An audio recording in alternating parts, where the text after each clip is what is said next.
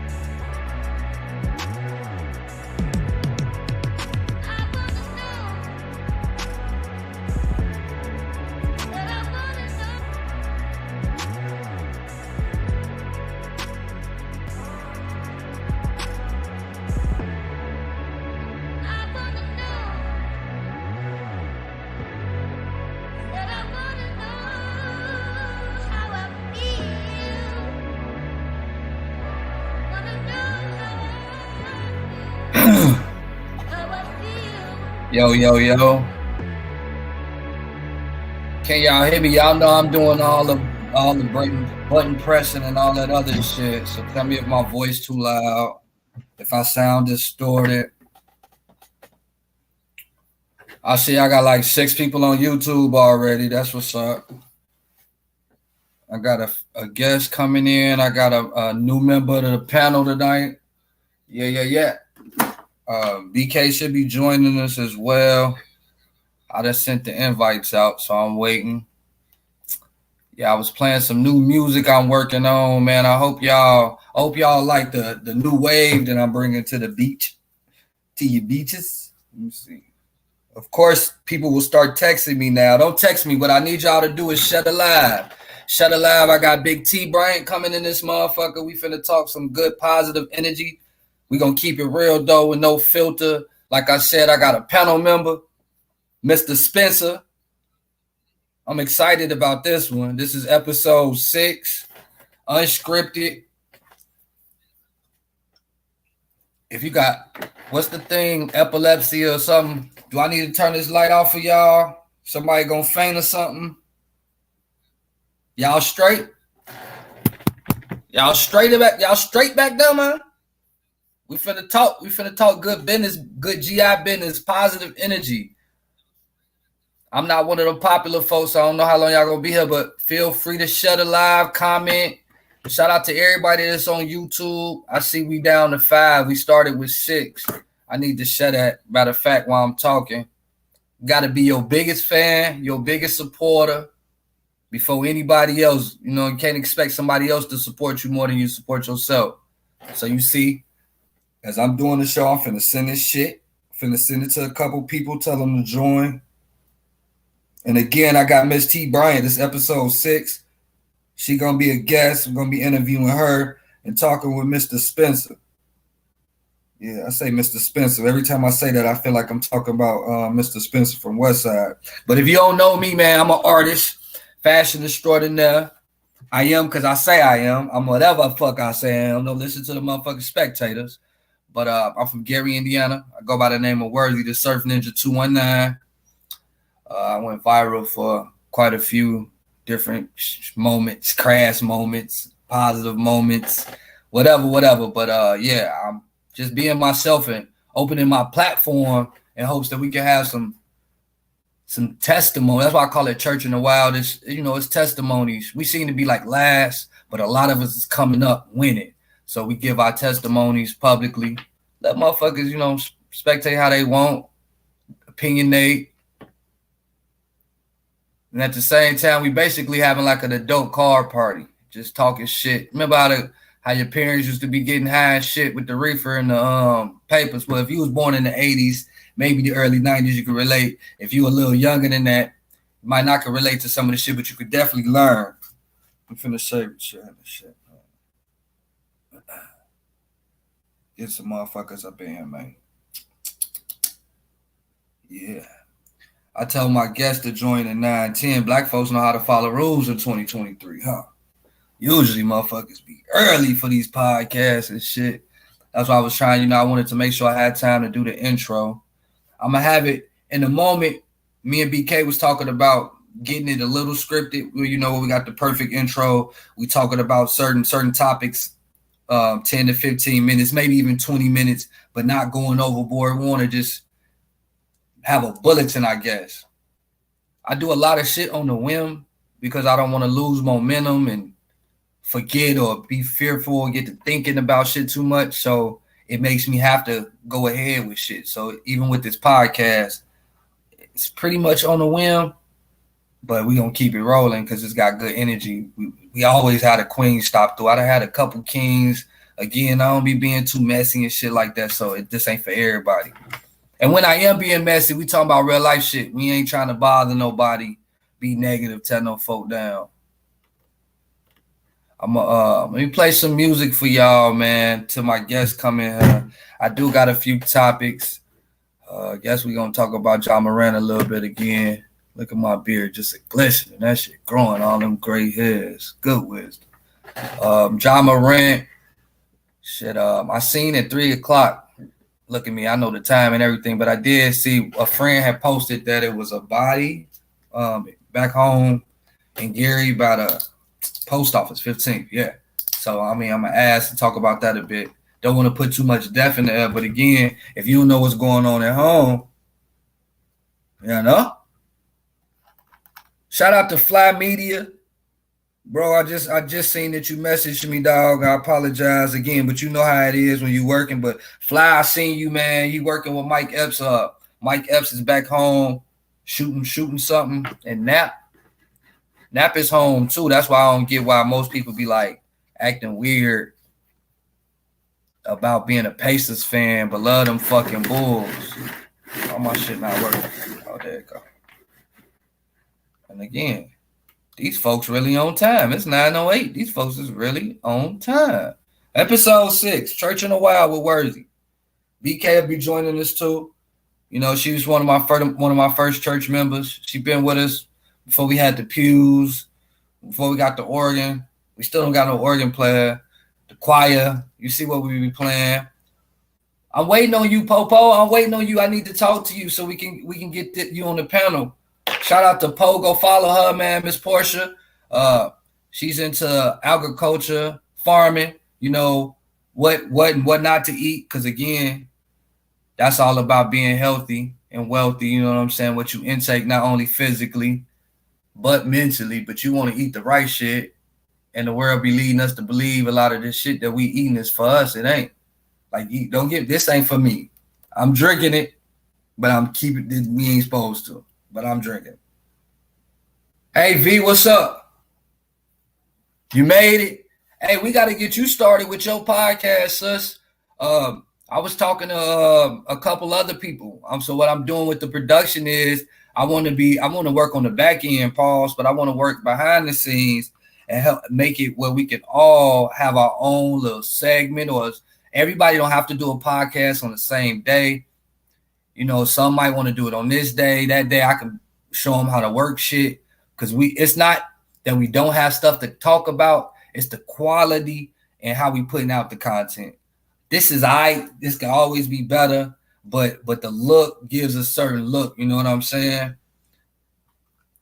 Let me make sure I pop up these motherfucking comments too. I see our guest has arrived in the building. Big T, she back there in the green room like Jerry Springer, like the Jerry Springer show. Maury, sorry, T, run to the back, but now I'm finna let T come up here in 1 second, y'all. Again, this is unscripted. Call it church in a while, because I just want to use my platform for something other than being messy. So folks that I bring on, you know, they get a testimony, because I'm watching folks as we build. Gary is getting great day by day, and she one of the ones. So I want to give her my platform, talk some shit, you know, an adult card party. What's up, Worthy? Hold on, can I hear you? Can you hear me? I hear T.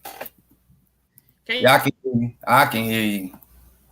I can hear you. Can y'all hear? Y'all make sure y'all comment. She'll be able to see y'all comments and everything as well. Now, don't get to blaming the Wi-Fi on me. Don't get to blaming the Wi-Fi on me, Big T. Hold on, I'm gonna put it back. I'm gonna put her back in the green room for a second. We got small technical difficulties, y'all. So this is when we start communicating with each other. So in the future, my shit gonna run super smoothly. Could y'all see her? Was the Wi-Fi fucking up? Is it me? Because my shit's still moving. And like, if I, depending on how your shit is set up, if the Wi-Fi fucking up or whatever, it'll do that. I see you them pop back in here, T. Give me the thumbs up when you're ready. I can see it moving, but it's lagging a little bit. I'm going to hold you to that portion. That's why I put it on the screen. Look, she talking about tomorrow for sure. Not even just eating, improving.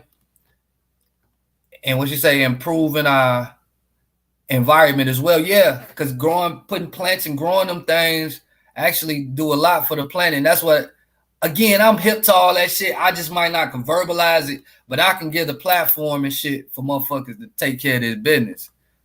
Let's see. I got T back on here again. T, you good? Come on now.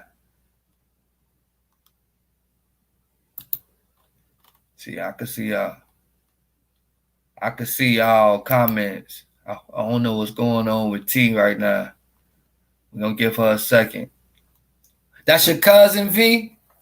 Big T? Man, I feel like I'm the only person that ain't related to nobody in Gary, Indiana. Except for my brothers and sisters that my daddy had through his other marriages. But yeah. Text and see what's up. And again, I got another panel member coming on today, Mr. Spencer. A lot of folks know Mr. Spencer from his post, man. Sometimes, let me see. What would be a good way to describe? He be having people panties in a twist. He get them together. You know what I'm saying? I don't mean I agree with everything he say, but about 82%, 82 point. Yeah, he be talking that shit. So he gonna be on here as well. Yeah, and again, YouTube, y'all gotta comment. I know I see y'all, still 5 of y'all. Do more than just watch, comment, share. You know what I'm saying? That way I can be able to communicate with y'all as well. See, mostly I'm starting with the city. I had to start over, rebuild. Make sure I remember this shit ain't about no paper. Like, I'm gonna get some money regardless. You're gonna get money regardless, but what I'm doing is about purpose. My journey. Anything I touch has got to be about purpose, not just about money. You got to know you're gonna make some money at the end of the road if you're doing the shit in a genuine state. Okay, there she go. And she look good. She look good like it's going. I see her head bobbing left and right. She got the bitch's weird hat on. That's All me. right. All right. There we go. What's up, T? How you feeling?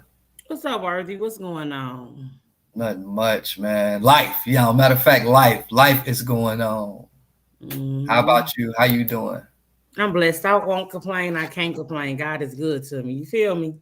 I feel you. That's why we here. That's exactly why we here. I feel you like a motherfucker, boy. I like that. That shit look real familiar. I love the tattoo. You know, I've been ever since I got my first one. I done got a second one and a third one. I fuck with the bitches are weird. You feel me? I really appreciate that, though. All jokes aside, I appreciate it. Like everybody in Gary that's supporting each other, we appreciate y'all. I don't want y'all to think that it's just a her me thing. We really appreciate seeing everybody fuck with everybody. And do. Yeah, for real. That's a big thing. Again, I said in the beginning when you was joining, I think Gary, we kind of slow, not like in retarded or remedial, but as far as getting the last of the fashion, the trends, all that shit. And not just Gary. I gotta be a little bit more versatile and open it up a little bit to Indiana itself, because I got some boss bitches that's from Indianapolis, and when I say they show me love like no other, like we're sisters, like it's an Indiana thing. You feel me? I feel you. And I love the way that you made it expand from Gary to Indiana. We don't do that often. We always make it about Gary, like Gary is the only place Indiana got. Like, that's crazy. So you got some new friends, huh? I guess that's what we starting at. Got some new ones. Actually, I do. I have some new friends, and it's crazy because I've always been T Bryant. If you know, then you know. You feel me? And I always had to say, no new friends, but some of your new friends be way better than the motherfuckers that you've been friends with from day one, because they've been hating since day two. And it's crazy because the definition of insanity is doing the same thing over and over again, expecting different results. So you got to ask yourself this, Worthy. If you hang around the same people that you've been hanging around. I see you, bro. I see you back there, bro. My bad.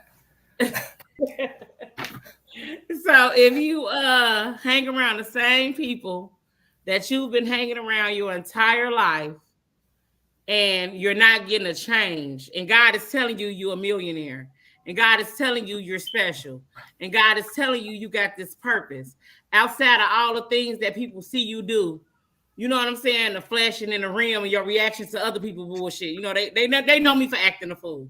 They know me for cutting up. They know me for checking somebody, but they don't. Everybody don't know me on a spiritual level. Everybody don't know me on a wisdom level. Everybody on an intellectual level. I don't have those conversations with everybody. I used to think everybody was supposed to know you in that form of fashion, but I think it's the other way around. Everybody should know you in the spiritual level or business level, and not in your bust a motherfucking head level until it's time. And you're absolutely right. But you know what's crazy? I'm gonna tell you something. For years, I have dimmed my life for other people because they were uncomfortable around me. You know, when I hang around women, I'm not always the prettiest in the group. I'm not always the smartest in the group. I'm not always the smallest in the group, but I always stand out. And when you have a gift, you're going to shine. Can't no shade block when the sun's shining, can't no shade block it. You know, you sitting in your car, the sun's shining, you try to do everything to stop it, but it's still in your face. Because when you meant to shine, you're going to shine no matter who or what tries to stop it. Even if they may stop it temporarily or for that second, they can't permanently stop you. You dropping some jewels early. Wait, look, man, listen. I did invite somebody else too, because I wanted to level the playing field a bit. And I'm trying to get this man to be a member of the panel because he be speaking some real shit too, even though it be kind of crass, but we all could be crass. That's one of the big words I learned through my journey. But I want to bring Richard on here as well while we talk. I'm gonna let you keep, dropping that testimony, that good word on their ass, because this is Church in the Wild with Worthy. We testimonying, but we gonna keep it no filter. Know that the man gonna interject if he ain't feeling some shit. He gonna say some shit, okay, T? Big T? Rashard know I'm a gang member. This motherfucker said your government. You know what time it is, motherfucker say your government. Rashard know I'm a gang member. We gonna but keep everybody else know him as Richard Spencer. Mr. Spencer. Welcome aboard, bro. Welcome aboard. What up with y'all, man? Thanks for having me, brother. What's the word, man? Rashard? What's going on, T? Nothing, chilling. How you doing? Chilling, man. Slow motion, man. Can't complain. So what we doing is building a community up. T is our guest, but I do want you to be an asshole, please. So I don't have to be one.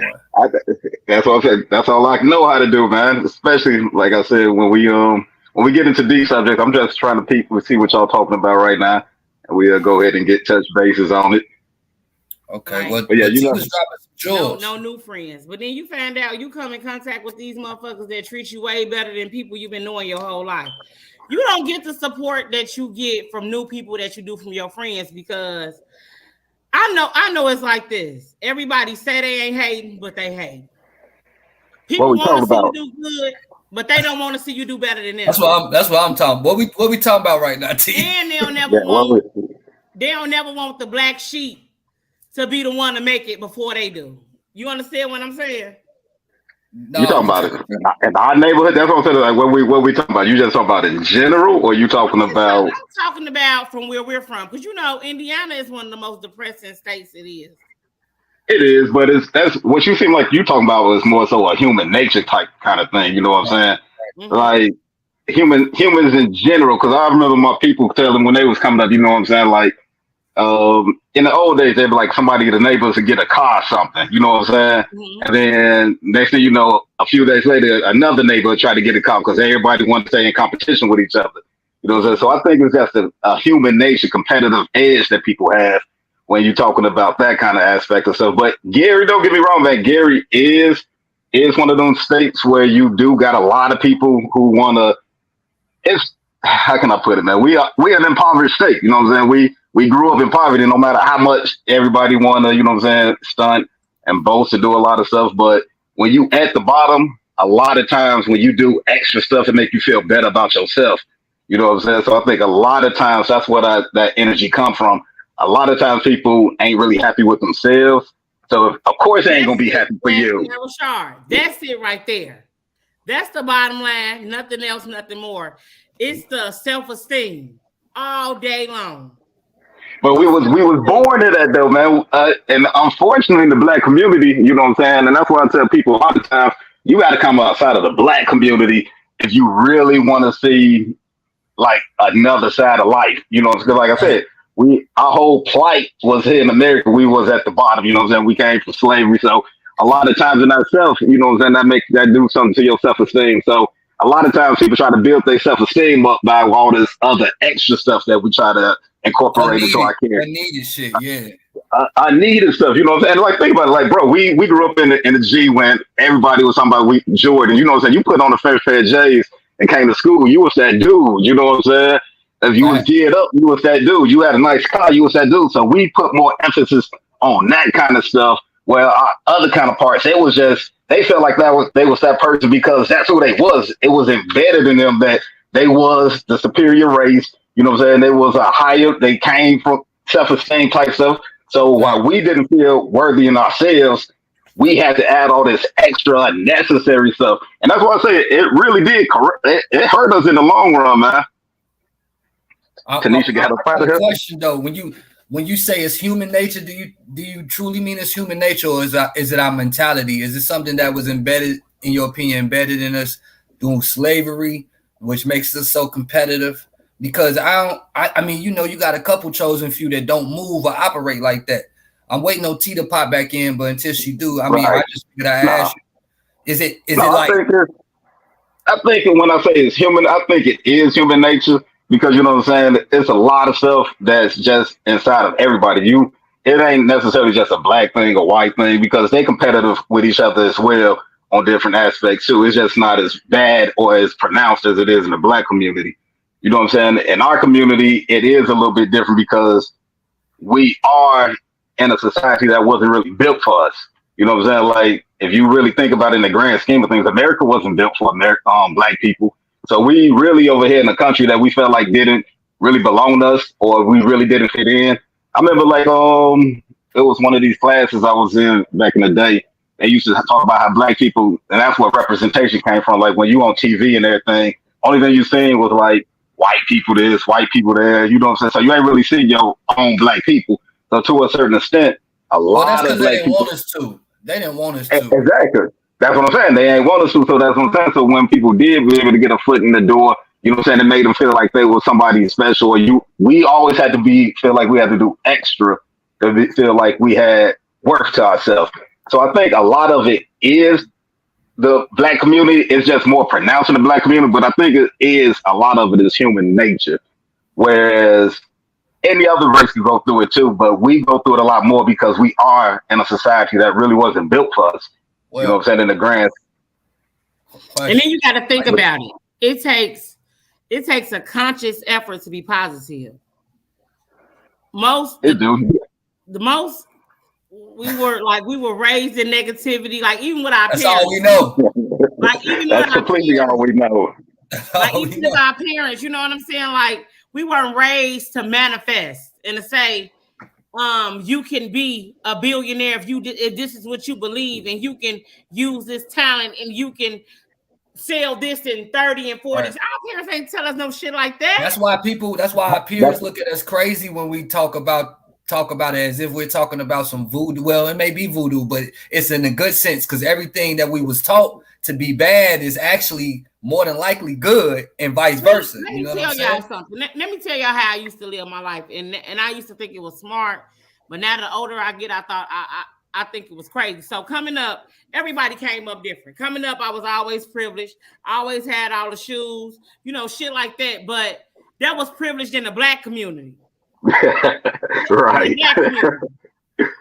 You know, white people do shit different. They buy land and houses, and they do shit differently for their kids. So coming up in the black community, I was privileged. So as I do these things that I was taught as a child before I could like things, and I ended up liking them, like buying shoes and stuff like that. People criticize you for this shit, but this is what's going on my entire life. Like, that's all you know. That's all you know. Right. That's all you. And that's what I'm saying. You had no shoes. Well, not you, Rashard, because you had all the shoes like me. But I'm just saying, I ain't had the shoes, so I'm on the other side. I'm on the other side. Like a lot of motherfuckers can have the shoes. So, like, you know, they sneak this and steal and sneak this as adults and be like, all you motherfuckers, y'all like George, but do y'all have this? Y'all had this? Yes, I had a passport since I was 11. I travel. I go out the country. I fight lions, tigers, and bears. But you like one of the chosen few. You one of the chosen few. If we actually sit and talking to a handful of motherfuckers with Jordans, you know, a handful of motherfuckers with Jordans that don't even got cars. They got more shoes than they got cars. They hold closet. Let's make it make sense. So I get what you saying, but you a minority when you talking about something to that extreme, coming from a poverty-stricken place, and you got Jordans and you got your shit together. Majority of niggas got Pellies, no car, no house. It just don't make sense. You're right. That's what I'm saying. We put a lot of emphasis on image, though. That's what I was saying. Like I said, you put on a pair of Jordans, you was that dude. You was coming to school geared up. You was that person. You know what I'm saying? So a lot of times, it really wasn't about what you had in the background. You know what I'm saying? It was all about how you present yourself in front of others. So that's what I'm saying. What you say? My cousin Peebo taught me at a young age. He said, "Shout out to Peebo." He said, "Worldwide."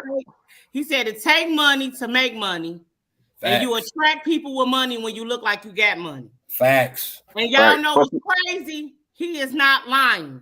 Hey, y'all take notes. This is why we doing this shit. This not to fucking talk shit and how you look at people crazy. This the shit that we don't talk about. We gossip. We don't talk about the tricks or the trade and what you can do, why you broke to look rich. So take notes, mental notes, no fuckery. For real. Go ahead. Finish, T. My bad. Like, my friends, they're millionaires, right? I'm not a millionaire. But like I remember not too long ago, my friend was like, "T, we finna take this trip. We finna do this. We finna do this. We finna do this." And I stopped her and I said, "Bitch, you a millionaire, not me." And she looked at me and she said, "T, you've been touching this money before a lot of people, before we even became millionaires." And I had to think about it. In all actuality, I did. I just did the wrong shit with it. What type of millionaire? You hanging with millionaires? Wait. This ain't just be super positive and not asking questions. Hey, so what type of millionaires you hanging with? All my friends are multi-business owners. So what is a millionaire to you? Clarify that. So a millionaire is the person that makes millions of dollars a year. that has several streams of income that makes millions of dollars a year. Like, you know how some people say, I'm a 6-figure nigga. If you make 6 figures, they're millionaires. I thought a millionaire was like depending on what your bank account hold, like you got a certain amount of millions. I thought your net worth or whatever. Well, I'm pretty sure that like they're different. So when you reach a certain tax bracket, it's all about credit and your credit lines versus, you know what I'm saying? They like. No, I'm just saying because we want motherfucker. I don't want motherfucker leave my show talking about, man. She was talking about she hang with millionaires. We gonna clarify. No, I'm serious. Do they make millions or they millionaires? Both of them. Okay, I'm gonna hold you to that. I'm gonna be in the comments like, I heard y'all millionaires. Google them. What's their names? Google them. Now, but what I say that, you know, when you make a certain type of money, credit is everything, and motherfuckers got credit lines worth more than we gross annually. You understand what I'm saying? When it's no longer about your credit and you get a CPA and business line, you a whole nother ball game. I got a question. These millionaire friends, cause I know the broke friends broke friends barely share tips and shit how to get money when they find out how to get money. But these millionaire friends, they share the tips, don't they? They be like, sign up for this and do that. Yes. Yes, my friends are amazing. Let me tell you something. I became an administrator and a business owner again in a short time that I've been around them. So what's the difference? What's been the difference maker? Like the biggest change? The difference is it's not no competition. See, people like me who do better than normal people, but are not rich. You know what I'm saying? You know, you come, okay, so certain people in life, you doing better than normal people, but you're still struggling because you're not rich, like me. Right. So when I for real. So when I hang around normal people, you'll make a broke bitch mad. You make a broke bitch mad, bruh. You be like, why this bitch talking like she a millionaire? Because you gonna be. You gotta talk like that. You gotta talk like that, though. Written. I am. But no, not even in my average life. Like the things that I do, the things I do for my kids, like the things I do on a day-to-day basis. People be like, I can't hang with you every day. I'll be broke. And I'm like, bitch, what you mean you can't hang with me every day? You be broke. Then I done got these motherfucking friends. And I'm like, I can't hang with you bitches every day and I'll be broke. But it doesn't matter because when you hang with somebody who gas it, they have you. You facts. And not only do they have you, they open up doors and they pour into what you're worth. Like we sit down 4 or 5 times a week and we talk about things that we want to do. And I can say, well, I want to start this business. I want to start this business. They'll call me outside like a week later. 2 weeks. You weren't talking about this with your old friends? Your old friends, y'all want to talk about this type of shit? Yeah, but when I talked about this stuff to them, like even when I started the podcast, let's get on that. Come on, let's get on that. When I started the podcast, these bitches was like, yeah, you should do it. They was buying Tea Time shirts after they seen me sell 150 Tea Time shirts.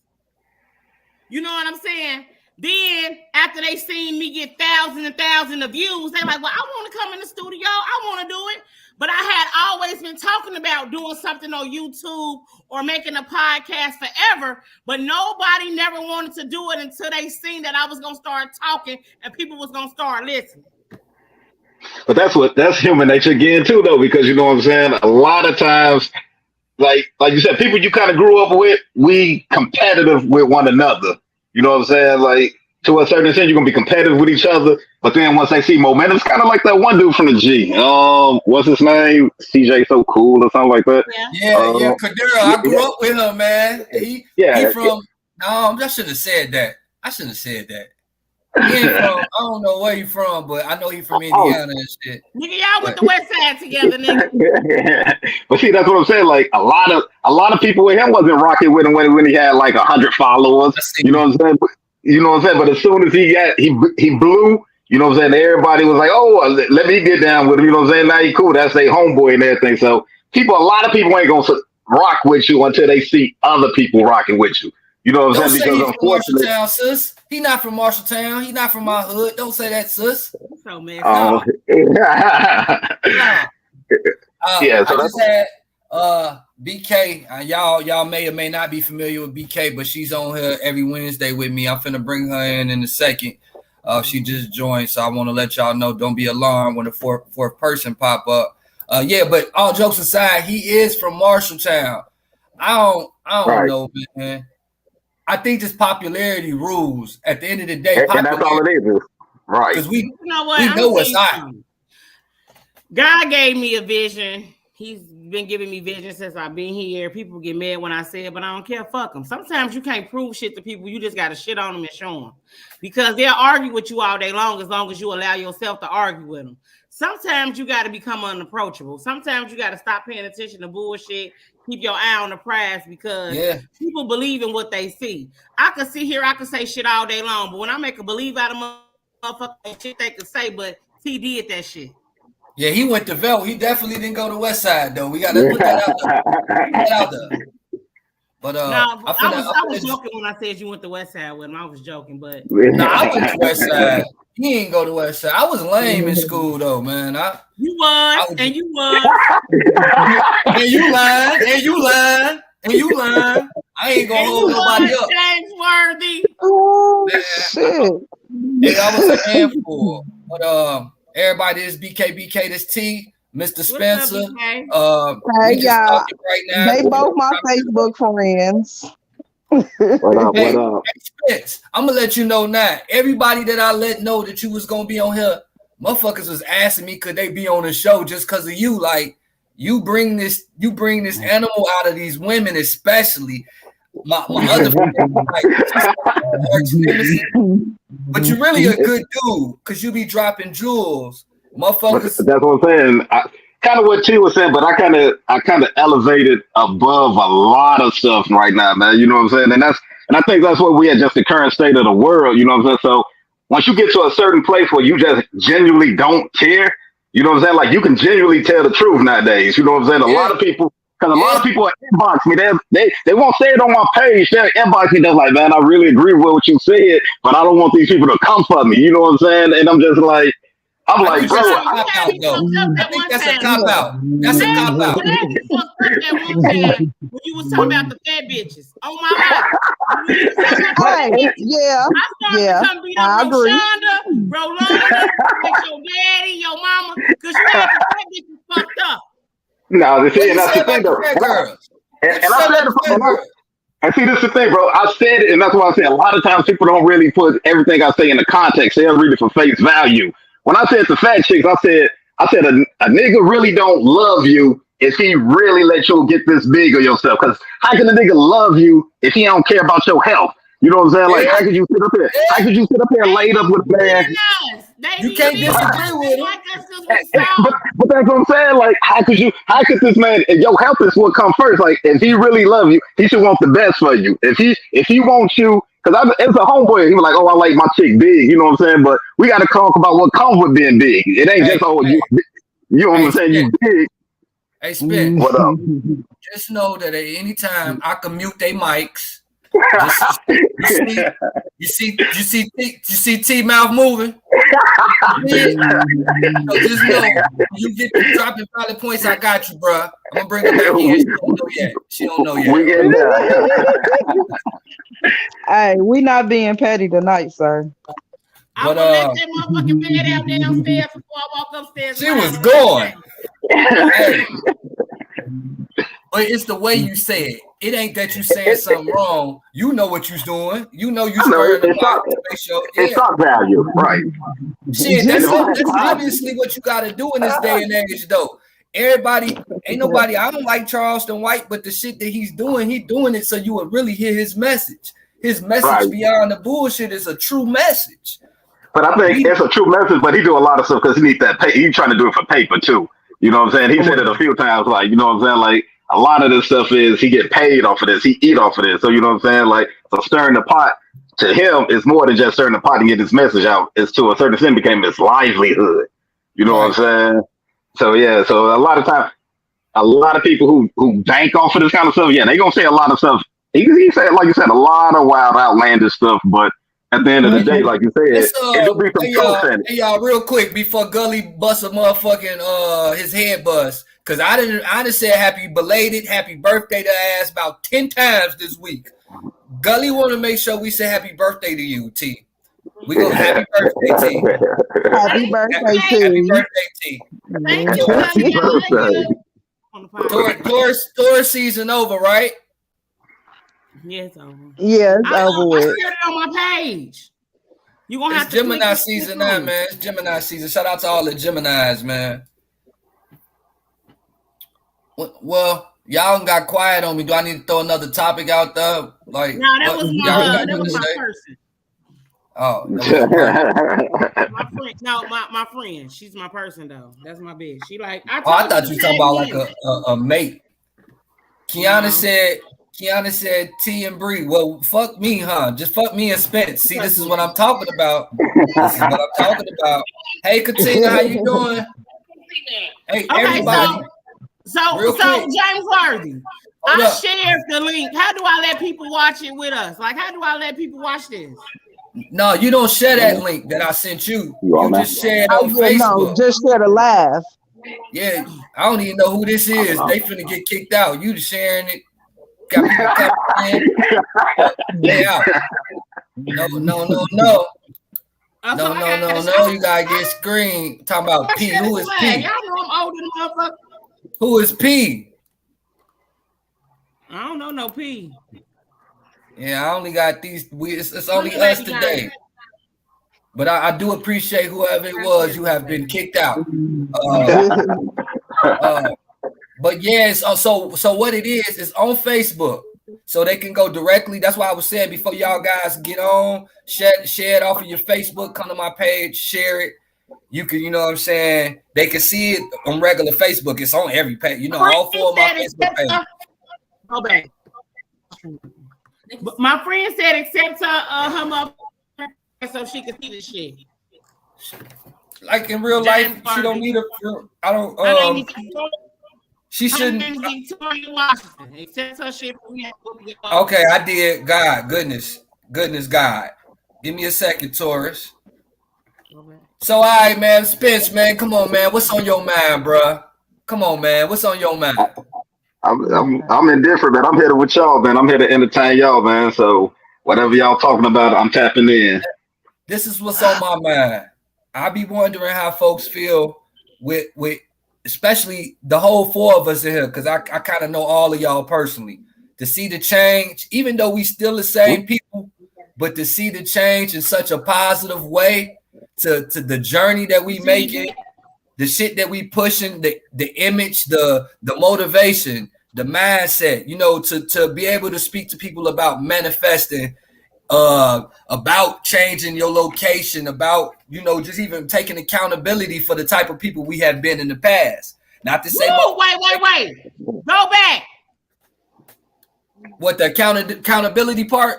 Oh, that's the start. That's the start to everything. That's the start to your journey. If you want to win, you got to take accountability. That's it. Even if you a fat bitch, you got to take accountability for being a fat bitch. I got to take accountability for my teeth. I had braces as a kid. I had every opportunity to fix these motherfuckers and didn't. So every day when I brush these motherfuckers, I can't get mad. I got to remember, yeah, Jimmy Kim paid that money to get the motherfuckers fixed. And you put them bitches out, take accountability.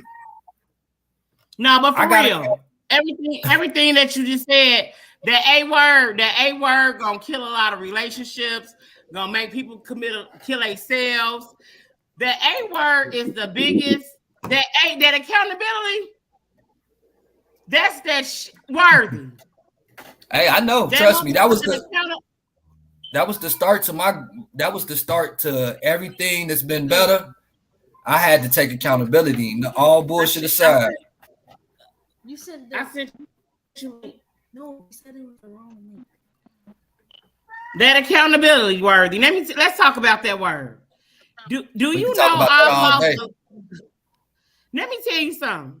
I am not the type of person who thinks I don't do shit wrong.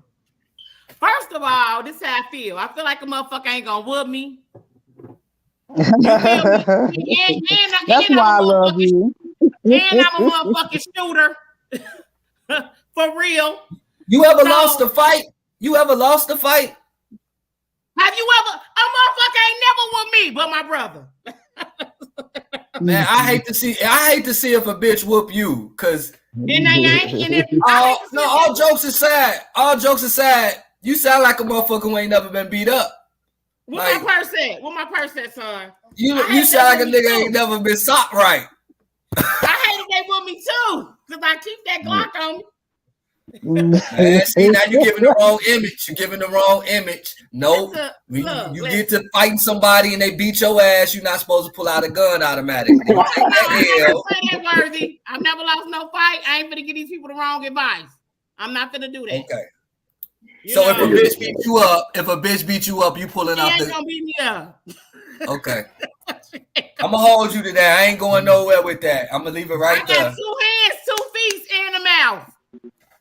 I know you could fight. But I know it's probably some big bitches out there that'll give you a run for your money. I bite them bitches. You would? Them. Hell yeah, I bite a Hell bitch. yeah. Bite the chocolate milk out of bitch. I'm with T. You do anything when you fight. COVID. Look, we'll be in that fucking fluid shot. Nick, hey, speaking on fighting, let's be real. I bitch you. I was not trying to bring that shit up. Look, let's y'all, be real. me and Brianna was my first fight ever in the world, in the public. In grade school. And she caught my shit like Ace Ventura. Fight him, girl. He tried to punch me in my mouth.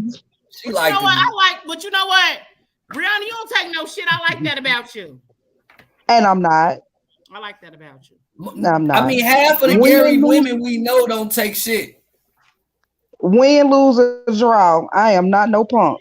Bitch, we gonna fight every time I see you. If you beat me. People don't take shit on social media when other motherfuckers around. I done pulled a lot of motherfuckers' coattail, and then they get on Facebook and act like they don't take no shit. Bitch, you take all the shit a motherfucker give you. So you a bully. And I'm not. Man, how many motherfuckers did you invite? There's 2 other motherfuckers in my motherfucking blue room. Now, except no, you ain't coming out here bullying me to talk about accept nothing. Good night, best friend. We is not bullying. Huh? I'm finna accept you, Victoria. I'm finna kick her ass out. Don't worry, I got you. Don't even trip. And who the fuck is Lord? Who the fuck is in here gangbanging? No, who is Lord? No Lord. I'm Big GD. Man, you don't put. Hey, you see how I said special G? I ain't even put special guest. All right, I see we got another guest, Victoria. I'm not quite sure why the fuck she here, but obviously. Don't be rude to our guest now. You know I'm playing. Look, come on, y'all. It's got to be somebody with a little excitement. If all of us grew up overnight, somebody got to be a little exciting. Can I be a little spicy? Come on, spike this shit up, Worthy. Spike it up. Man, I'm scared to let her in because she sitting here. I could tell how she hitting the screen and shit in the back room, man. What you doing, T? You inviting all type of people, T, man. All right. Now she's an entrepreneur. She's not, no. No, I'm talking shit, but nobody else, man. God damn it. I'm trying to run a decent show here. Let me see. What you guys can't unmute you. You moving your mouth fast. You got a lot to say. Let me see. Okay. All right. Victoria, unmute your Everybody, shit. welcome Victoria Washington to the podcast. You're now live. Say something.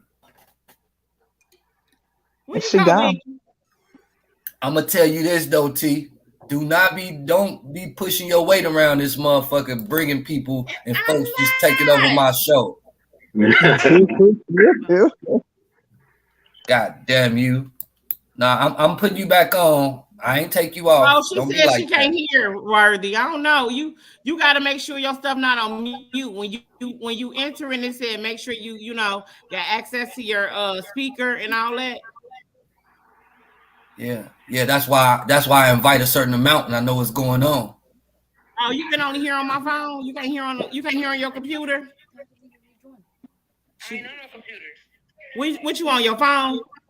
I can see her face. We only can right. see We can't hear her though.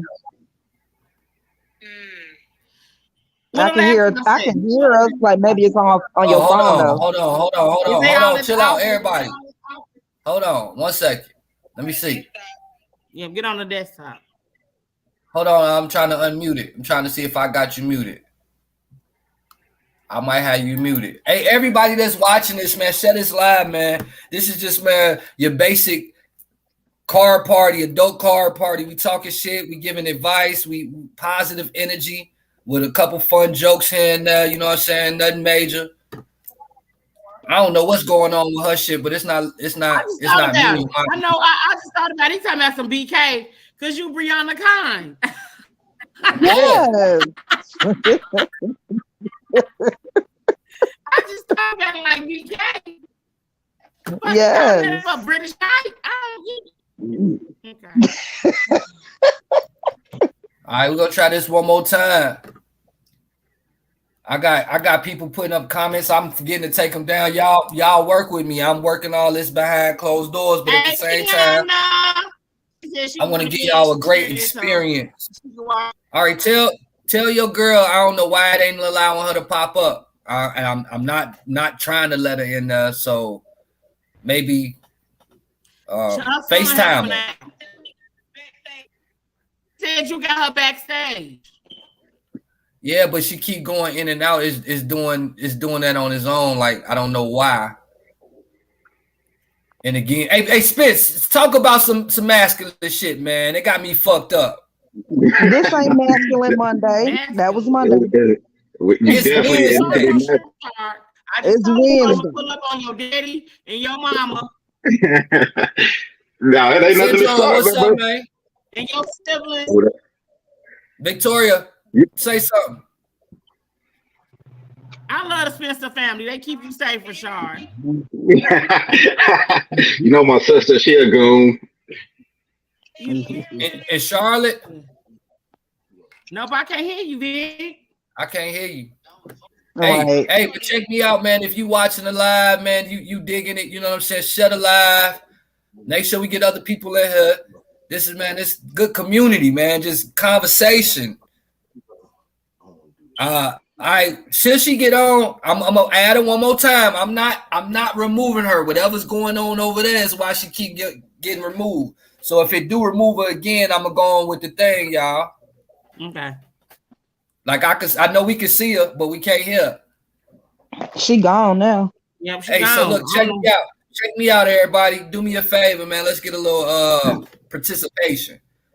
Okay, today Wednesday, we halfway through the week, man. If you could use one word to describe how you feeling about the rest of the week, go ahead and put that in the comments. Even if you're not feeling that way, man, you could put positive. You know shit probably was bad yesterday or today, but you can change the direction of everything, one by manifesting with your words and believing in it truly, putting in that work. Work, there you go. That's the key to manifestation, work. Some people think they can just say it and they can just write it down, but God even said faith without works is dead. Facts. And that's all I know, working every resource known. Y'all know that. And you know well, I'm going to say, I hope my rest of my week be much better. Hey, I'm with you, In the Syndrome. I last was a couple of little sad days. about Tina Turner, man. Tina Turner did No, pass today. no. Don't you fucking start, Worthy. What? I was in the office today, and my girl Victoria, she ain't know here. I'm glad she gone. Because she gonna say, Tina Turner dad, I stopped my whole workload, broke down. What? This man that was coming to the office was like, you don't even know Tina Turner. I said, that's my motherfucking auntie. Is it? I grew up listening to Tina Turner. Look. You had me. Hey, look. Hey, Victoria, I'm not sure why it's not allowing you. It could be my computer. Maybe my computer just can't handle more than 4 faces at a time. But beyond the BS, if we could set something up after this where I could just one-on-one you, pause, but you know what I mean? Like podcast, talk a little bit, provide, let everybody know what services you provide, and you and T can come on here again. So I don't know exactly why it ain't, but it's probably me. But again, RIP to Tina Turner. Also, if y'all didn't know, Malcolm X's birthday was last week. We didn't get a lot of folks. None of that happy birthday to him. He a Taurus like me. That's my uncle. That's my uncle. Okay. Real. Victoria said, I'm going to get in this motherfucker. What is you talking about? Ashley, we received that good energy. Ashley says she hope everybody wake up healthy. For years Thank to come, you for tuning in, Ashley. Yeah, we appreciate all that.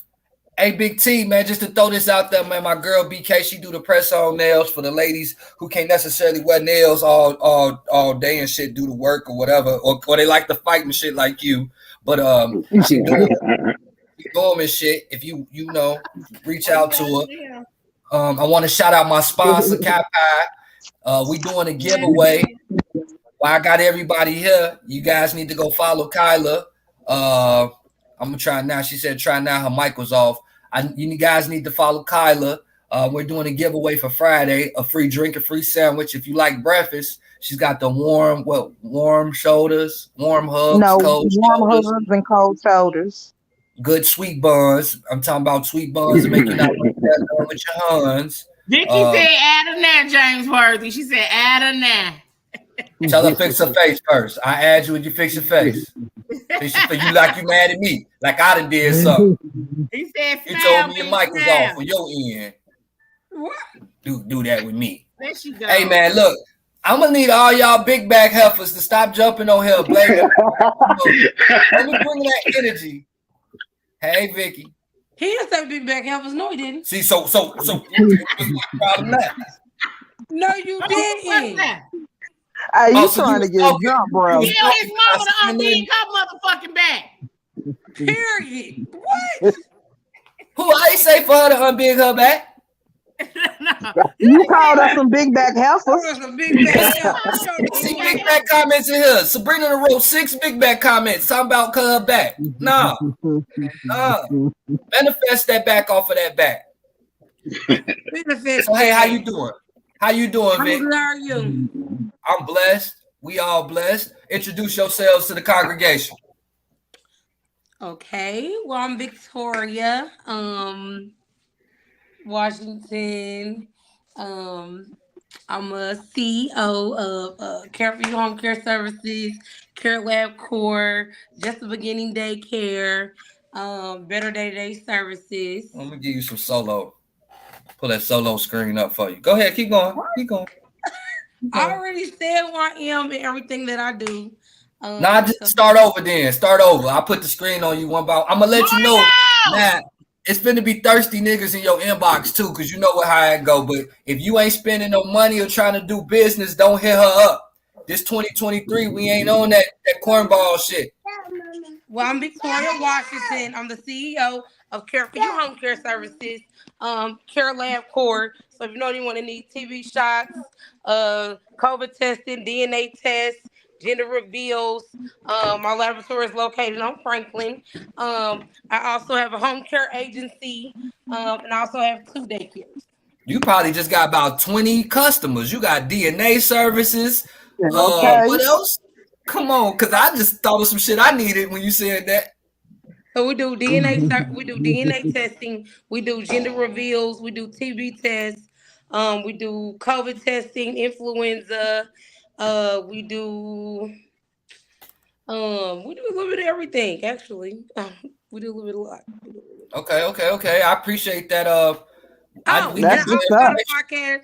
I also got a podcast too. It's called Let's Talk. Let's talk. Let's talk. Okay. Am I invited to be a guest? Is that what you're asking me? Yes, surely. I'll I come. I'll mean, come.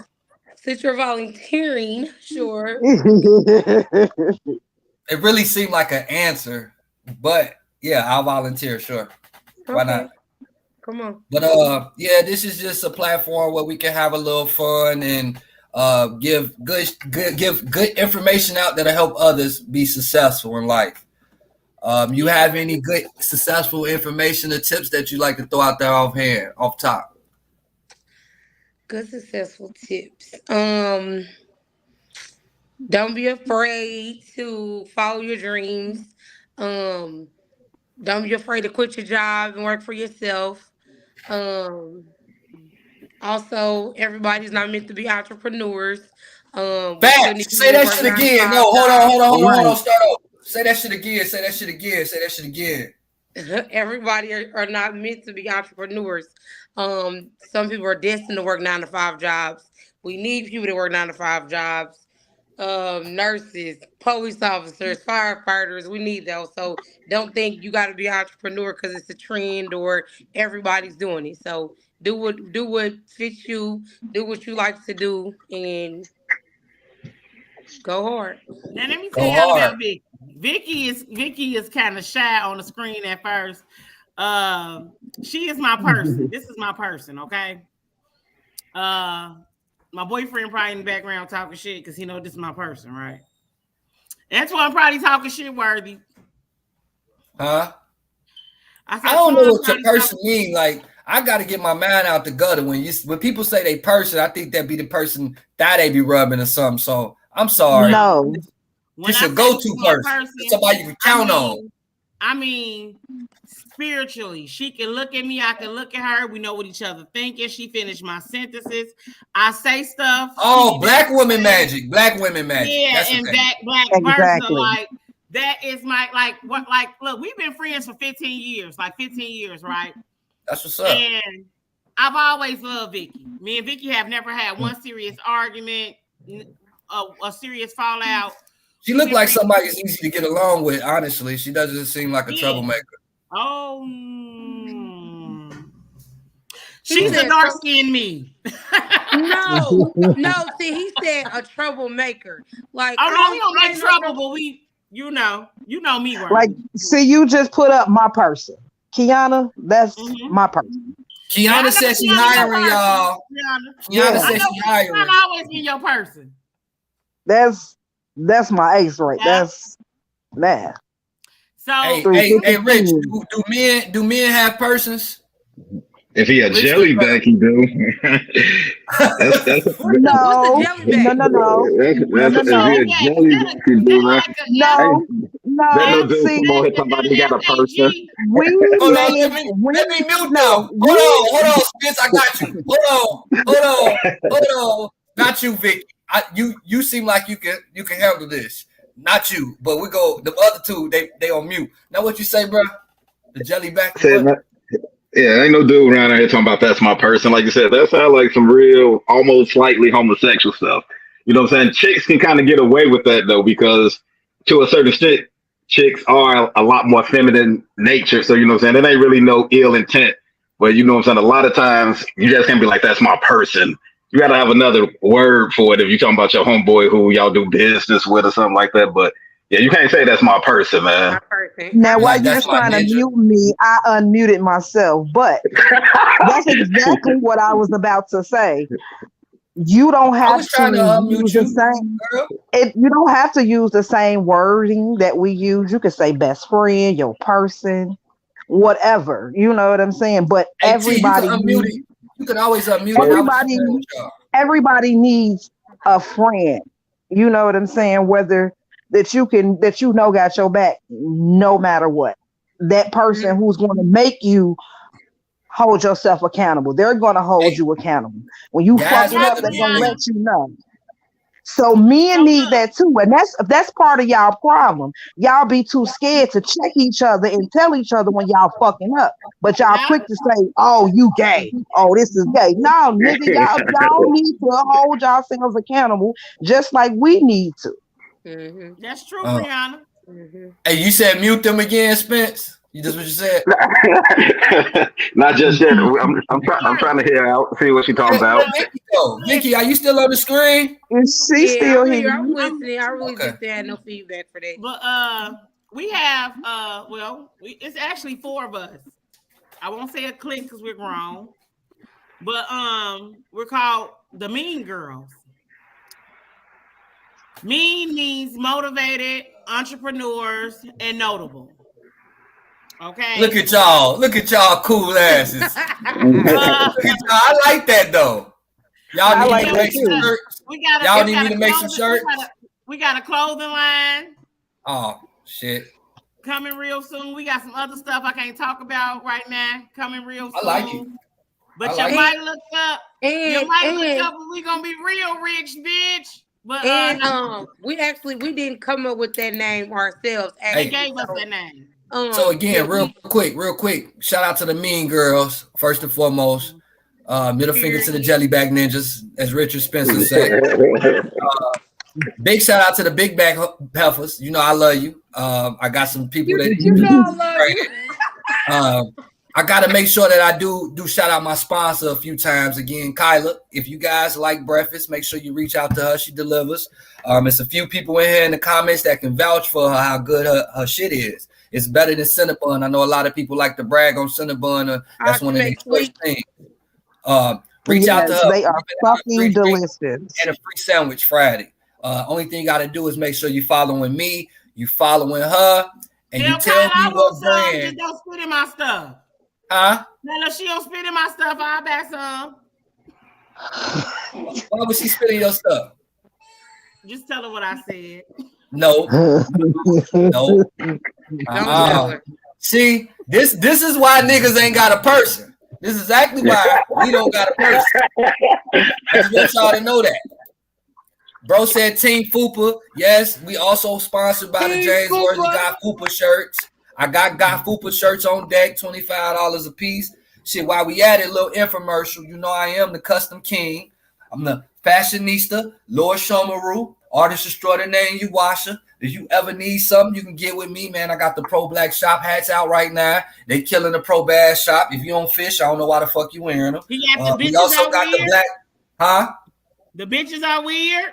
The bitches are weird, but she I don't really Worthy, don't forget that you got the people who are trying to win Friday. They have to know what your new thing is. Yeah, that's why I'm going through this part right now. So we got the Black is the New Green is really our newest joint. So we got the Black is the New Green, the Black Pro Shops joint. So what you have to do is make sure you following her, following me, and you got to let her know what my newest drops have been. That is that simple. The first person to do that, we're going to just say who it is. We're not going to make this no heavy thing. We just want to see people participate and want to give them something, give back. Now that I'm done with that, shout out to Kiana. You like to smoke. You know, she got the little pretty things that you could put your little smoke thing at the beginning and it look real cool. You got yours, Brick BK. You want to show it real quick? Give me a second. I have to go get it. Oh, man. Hey, so Rich. Yes, sir. Let's go spiritual and religion if everybody don't mind. And that's just the don't believe in God. Huh? Rashad don't believe in God. Rich, what you believe in? I definitely believe in the Most High. What I believe in, T. Right. Now, what's the topic though, Worthy? I just really, before we start the topic, I would love to see where everybody stands when it comes to spirituality and religion. You know, some people are more into spirituality, some are more into religion. Some of us are into both. Some of us take what we can see. She done roll her eyes 57 times. No, I'm scared. It's not that. It's just. Is she you a pastor? Pastor daughter? What's wrong? No. Growing up, I was religious. I'm gonna say because that's what they taught us to be like Baptists. Yeah. You gotta do this, you gotta do this, you gotta do that. But the older I get, I'm knowing that the Bible was man-made. Man make mistakes like we make mistakes, and I'm becoming more spiritual because than religious. Because I know God is in all of us. We're all gods. We're all gods. We're all goddesses. And and I'm telling you, I'll be having this conversation with myself, and it's definitely what other people will say. God, you get what I'm saying? I would meditate and be alone in a room by myself, and I will see things and hear things, and the stuff be so real and so true. Like, and everybody be like, "Well, God showed me things," and I don't knock nobody who say God, nobody who say whoever they is, because it's like this. Whatever they believe in. Yeah, you can get $1 with 10 dimes, 100 pennies, 4 quarters, 2 half dollars. It's all gonna get in the cash register as $1. You feel me? So if we going to heaven and everybody believe in this higher being or the spiritual person, you still gonna get in heaven. Like that. That's how I feel. I just feel like man took the Bible and made it into what he wanted it to be. To get money from people, control people, because you control people with the Bible. If you really think about it, the Bible ain't nothing but a book to control people. I mean, that's what slavery was. Because you got to think about it. Like look at this. I can ask everybody in here. This bottle halfway full. I can ask Brianna, what's this bottle? Brianna can say, what you say, Johnny? My son said halfway empty. I say halfway full. They're the same. But it's the mindset, though. It's how you look at it. It's how you look Kiana at said, hold on, Kiana, I want to read that comment. Somebody read her comment. She said, I don't talk about religion, parenting, politics. Do you and I'm going to do me. I ain't trying to change you. Please don't try to change me. Well, I think we should talk about it just so you can kind of get an understanding of other people and how they feel. But no. I agree with you. You know why? I want to know how you feel. I want to get an understanding of why you do what you do, why you think the way you think. Right. And the reason a lot of us move the way we move is because of our religion or what we thought to believe in. So at the end of the day, are you talking about Markiana? If you are, I understand what she's saying. It's not so much that we can't talk about it. You can talk about it, but don't talk to me in a manner of which you're trying to change my man. You can give your opinion. Yeah, that's what she mean. Like, we can talk about it, but don't come at me talking to me like you finna change how I feel. No, I got that, but I was really explaining to her what's the reason to talk about it. This our problem now as Black folks. I think we don't talk about shit enough. We just assume. We just assume. I assume that Richard feel this way because he feel this way. Instead of me saying, "Hey, come on the show, let's talk shit, bro. Let's laugh about it." Then you could be sarcastic or whatever, but I get a good feeling of who you really are. You're not really that bad of a person. You just was brought. What was called? You said how people brought up. Let me tell you this. Rashard is very sophisticated. He likes talking to people without sophistication. But I'm a sophisticated hood nigga though. That's the thing though. Like, let me tell you what sophistication means. A lot of people don't even know what sophistication means. What it mean? That's the word of the day. What do it mean? Hold up, where my phone? Because you better say the right shit. Sophistication and intelligence. Let me tell you how you gain sophistication. You gain sophistication from school, traveling, or being around other sophisticated people. Sophisticated doesn't mean femininity. Sophisticated means knowledgeable. Well, can I tell you what it say in the dictionary? Sophistication, the quality of having an understanding of the world and its ways. Hold on. I didn't say you was wrong or right. I just wanted to read, goddammit. I gotta read a voice. I ain't read in about 20 years. Keep going. And having an understanding of the way people behave. And that's all. You know what? You just taught me something, T, because I swear on everything I love, I didn't know that meant what I asked her. Like how I said, I just want to get an understanding of you and why you believe what you believe. So I'm sophisticated. Right? You're very intelligent. You know I play dumb. No, you're very intelligent though. Thank you, sister. Thank you. I know intelligent people. And then I know people that act like they smart and they irritate me. Then I want to whoop their ass because you was acting smart and you knew you wasn't smart. You read 3 books. You went to school. You studied to pass some tests. Bitch, that don't mean you smart. I swear. That don't mean. Hey, so look. That just means you trainable. Where do you get the idea of heaven from? See? Now let me say this before you answer that, Vicky. Syndrome went to college. Syndrome was one of my guests, right? You gotta be a place better. Syndrome was one of my guests, and this is why we do this to figure out who we fucking with. He went to college to be a preacher, so he asking from a different point. So approach with caution. I know when niggas be trying to set up so they can. I'm not trying to be funny. I'm just gonna tell them absolutely what I feel. This is hell. So it gotta be a better place than this. Gotta be. Yeah. I mean, this is a low vibrational. But you know what? place. A lot of people and low vibrating low is equated to being in hell. From their parents. They got it from their parents. Their parents got it from their parents. It's just something that's taught to you. That's something you're taught to believe when you're growing up. By you go to church, you'll go to heaven. You pay your tithes, you'll go to heaven. So that's where we normally get religion from. Appreciate you, Trisha, man. You make sure you join us every Wednesday. You gotta break the cycle, though. You gotta be not afraid to question everything. Everything that you've been taught up until this point, it's okay to question it and go see if it's real. Facts, the numbers to back it up. If it's an opinion, then you can choose to go with it how you want. But again, I'd rather talk about this shit with these type of people so we can be like, I ain't the only motherfucker that really feel like this. Yeah. All right. I was raised on going to church every Monday, Wednesday, Sunday. I went to a Catholic school. I went to MC Bennett on 5th Avenue. I was playing the preacher and every motherfucking whatever them things is. Every play I was Mr. MC Bennett and all that. So to know the books of the Bible and all the songs and motherfucker used to catch the Holy Ghost, but didn't even know. I felt like it was forced on me. So as I started growing, go ahead. Huh? But you know what's crazy? Go ahead. Jesus, go ahead. Y'all don't even see. It's a lot of things that bamboozle me about the Bible. Like I say, as the older I get, I become more spiritual than religious because all these white Jesuses and these pictures of white Jesus don't even describe how Jesus was in the Bible. Jesus was a nigga because he had hair like me.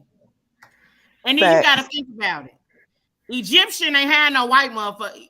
Egypt ain't had no white motherfuckers over there. You know what I'm saying? Man, ain't no white motherfucker standing in no sun like that. I know that motherfucker. And I know that. And then I know this too. I know that since we're the most hated race on earth, we gotta be of something. We gotta be of something amazing. You feel me? Like that's what y'all will be saying. The most y'all don't know what's the name though. What you say, Rick? And that's what I be telling people. That's why a lot of people, when I say we Israelites, man, and that's why a lot of people go wrong. Y'all be like you said, y'all look at the pagan religion of Christianity, and that's what a lot of people disagree with. Because if you pay attention to American Christianity, it's based off of pagan practices. You know what? Christianity. Africans started Christianity before we get done with this. Listen, pagan means absolutely nothing but not Christian. So if you Hindu, you Jewish, you Muslim, you're atheist, if you don't follow Christianity, you fall under pagan. But Christianity in American is a pagan religion. Most of the practices that we have is based off of other gods. Like Easter. Easter is not a biblical religion. That was based off of what Ishtar. was it? Ishtar.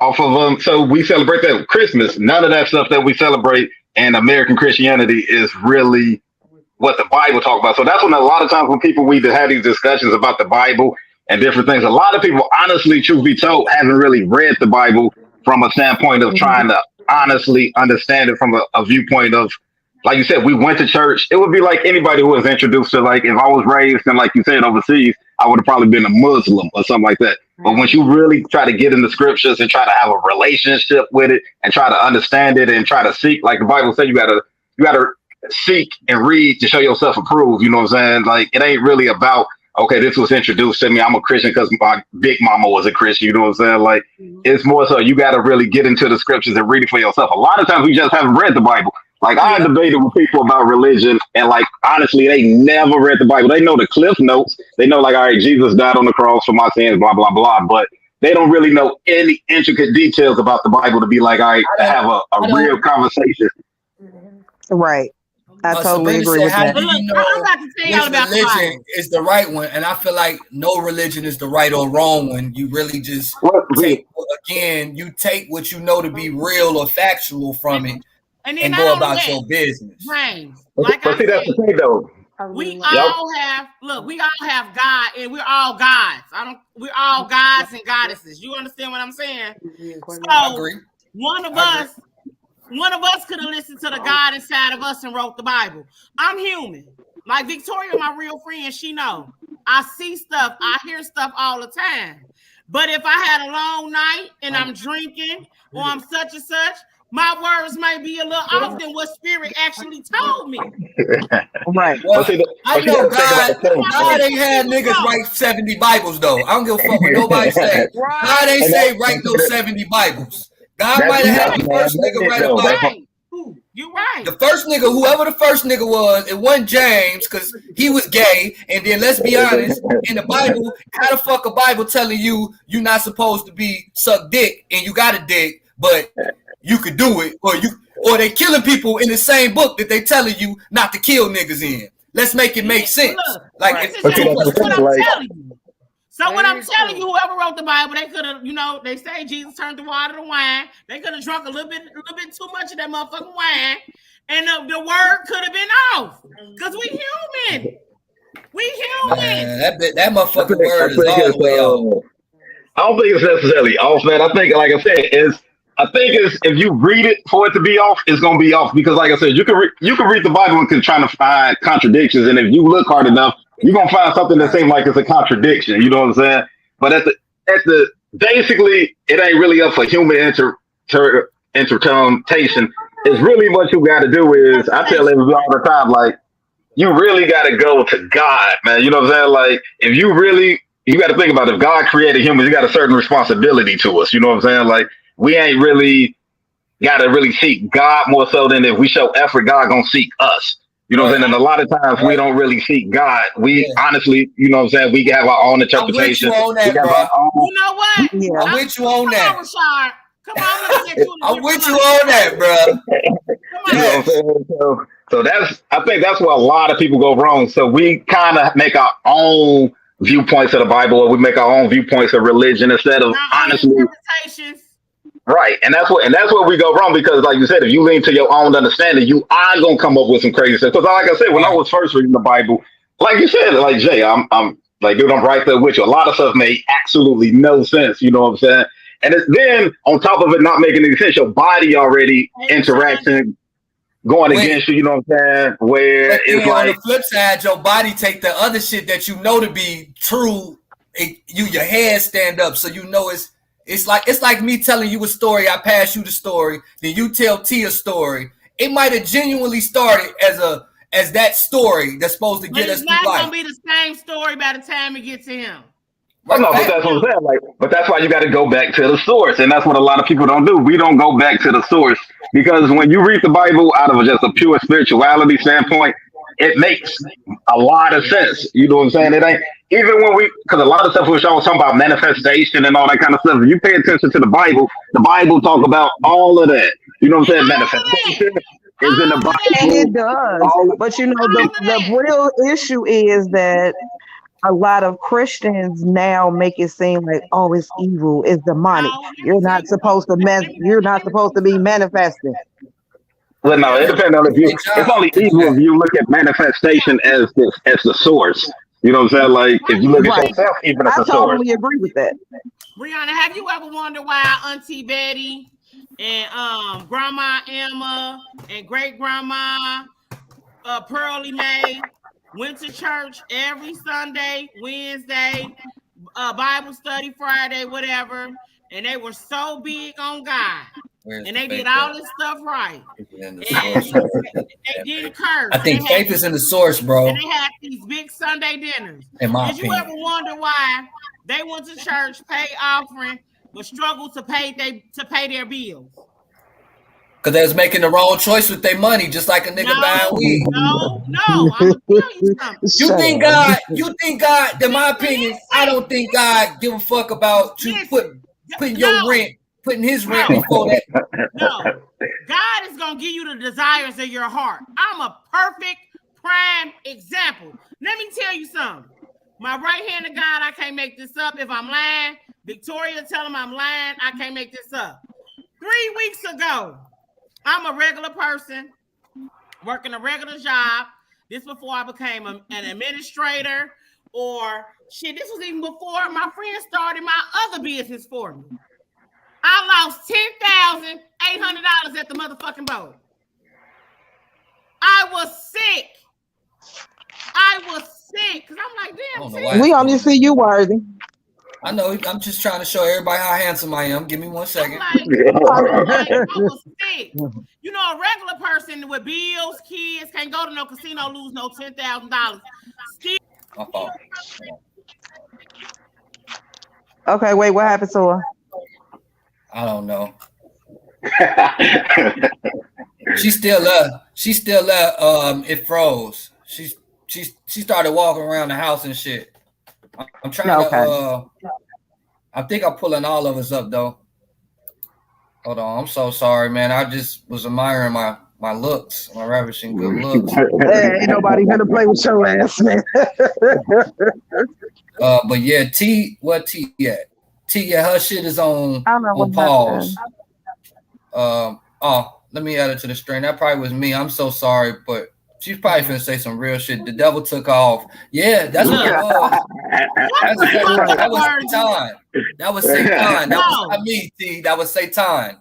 Wait, see, Vic, he did me like he did. You still a regular person though, because I want these folks that you because we all the same. It's about our confidence and our mentality. You're not a regular person due to your confidence and your mentality, but you know different than the next. And I think a lot of people be praising others and don't get it. Like you could be right neck to neck with shoulder to shoulder with a motherfucker doing the same shit. It's not a competition. It's not. And some in my spirit be making me want to say that when you say your shit in confidence, because some people lack confidence and they just don't understand. I don't know why your shit is not. Like you moving, I see you shaking your head, but turn your mic on. You hear me, Vicky? Yeah, we can hear you. Yeah, my mic on. Her mic on too. Be still worthy was trying not to let me speak. But again, I want everybody to believe in themselves. Know, like if you lack confidence, that's something that you need to really pick up. And manifest that I'm gonna be more confident that I'm gonna do better about how I feel about my projects, not just others. I see a lot of other folks be more confident in their friends or somebody who don't even fuck and with be them. mindful of the words that you use. Speak life over yourself. Absolutely. Yeah. What's some of the words we had the past week? BK, we had nice. Nice means to be foolish. Humble means to maybe belittle yourself or make yourself smaller than the next person.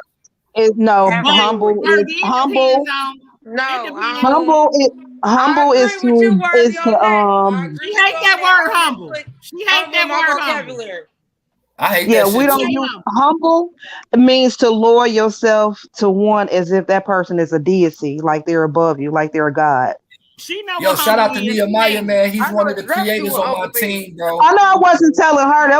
Those are words that we do words of the day when we do it. I was talking to Tika. She said, I know what it means, but yeah, I agree with James on that one. She hate that word. She hate that word, Worthy.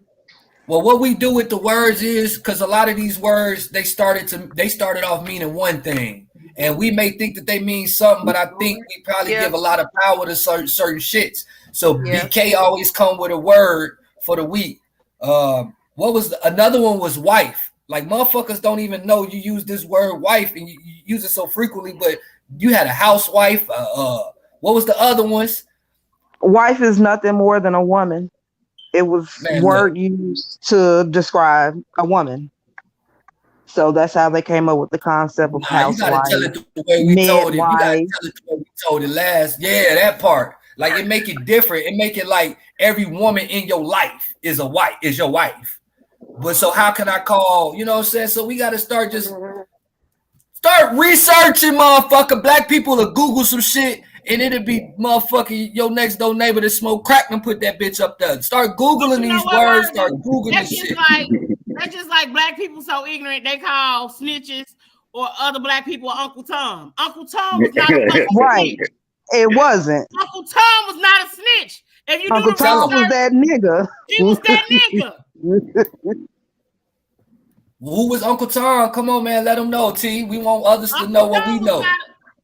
Tell it, go read Uncle Tom's Cabin. Not just that, you can give a small, you know what I'm saying?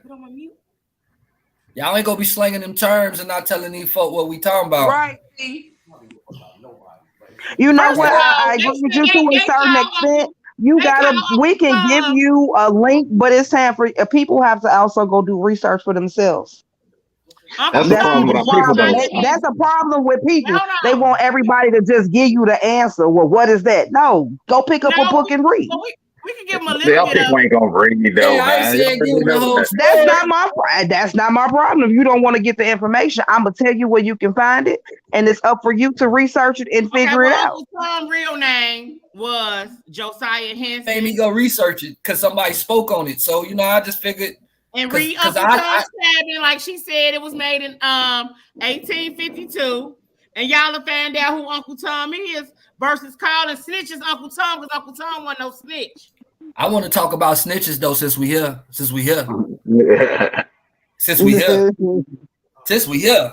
Let's park this car. What's a snitch, Big T? You first. Hello. She froze. She froze. She done got froze on me. Yeah, but that's what I'm saying. Like, you got to look at the terms. Like, when we talking about snitches, you got to kind of, because I think in the black community, we definitely took that word out of context and kind of put a lot of weird stuff on it. You know what I'm saying? Like, it was like stop snitching, that whole little campaign black people had in the black community. You know what I'm saying? Like, I think if you look at the community before our generation, because I think our generation and like maybe a few years older than us, really the ones who really messed up the black community, you know what I'm saying, when they introduced hip hop and rap and everything into it. But our parents and like our grandparents, they grew up in a society of people where they snitched on each other. My mother, like, if somebody seen you doing something, the neighbor might tell your mother, you know what I'm saying, and your mother was gonna whoop you. The neighbor might even whoop you, you know what I'm saying, but that kept violence and crime down to a minimum. Now you got this. And they were talking about the whole stop snitching thing. Like, if you see a crime in the black community, you ain't supposed to say nothing. You know what I'm saying? So our community supposed to be a safe haven for thugs, goons, gangbangers, and you just not supposed to say anything about it nowadays. You know what I'm saying? Like, I understand the whole stop snitching from the standpoint of, like, if me and my guy sell drugs, I'm not gonna go rat my guy out because I did something. You know what I'm saying? Or I get caught. Right? You know what I'm saying? That's the stop snitching. But if you see some people in your neighborhood doing some stuff that you don't agree with, like, I think you need to call the police on these niggas, man. A lot of niggas need to go to jail.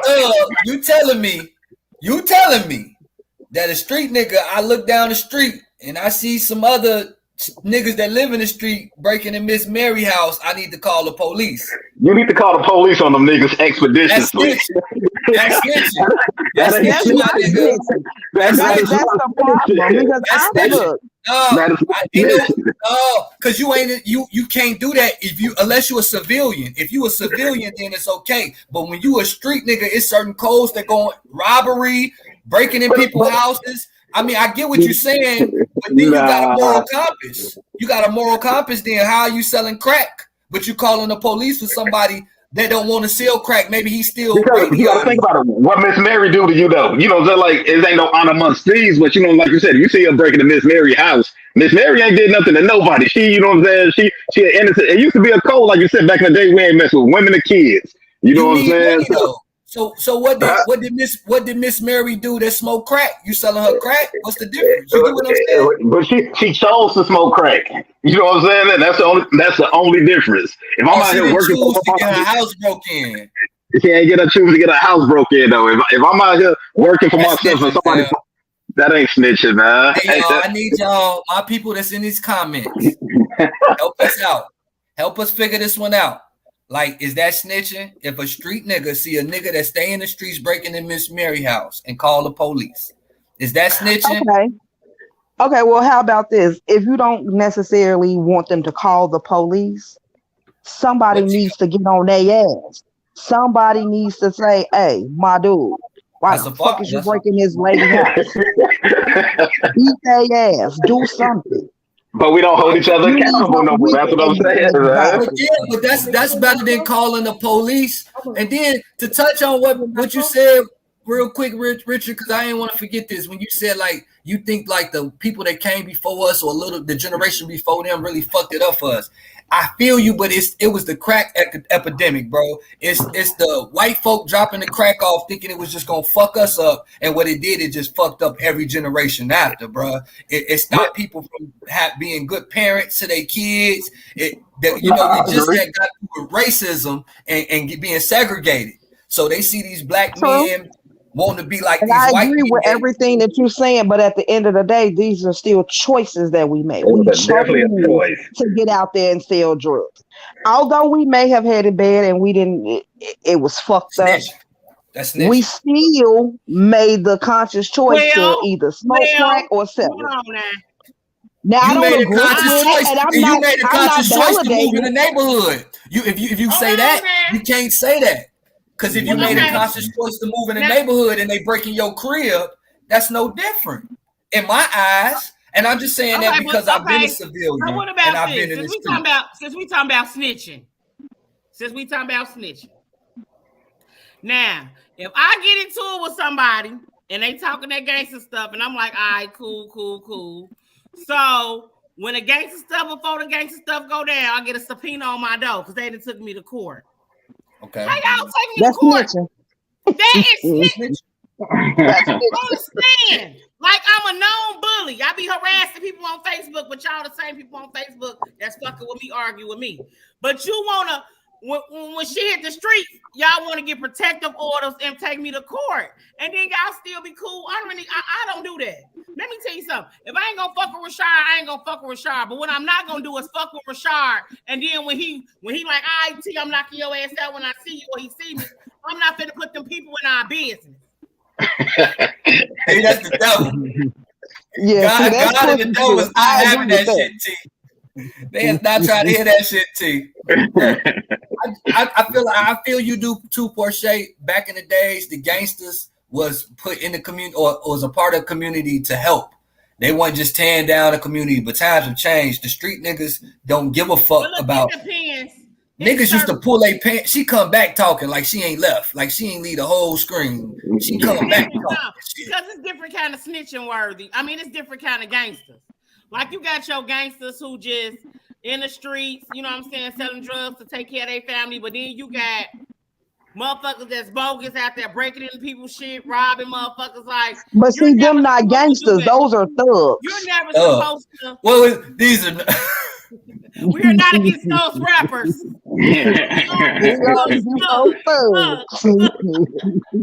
That's all I could think about when you said that shit, bro.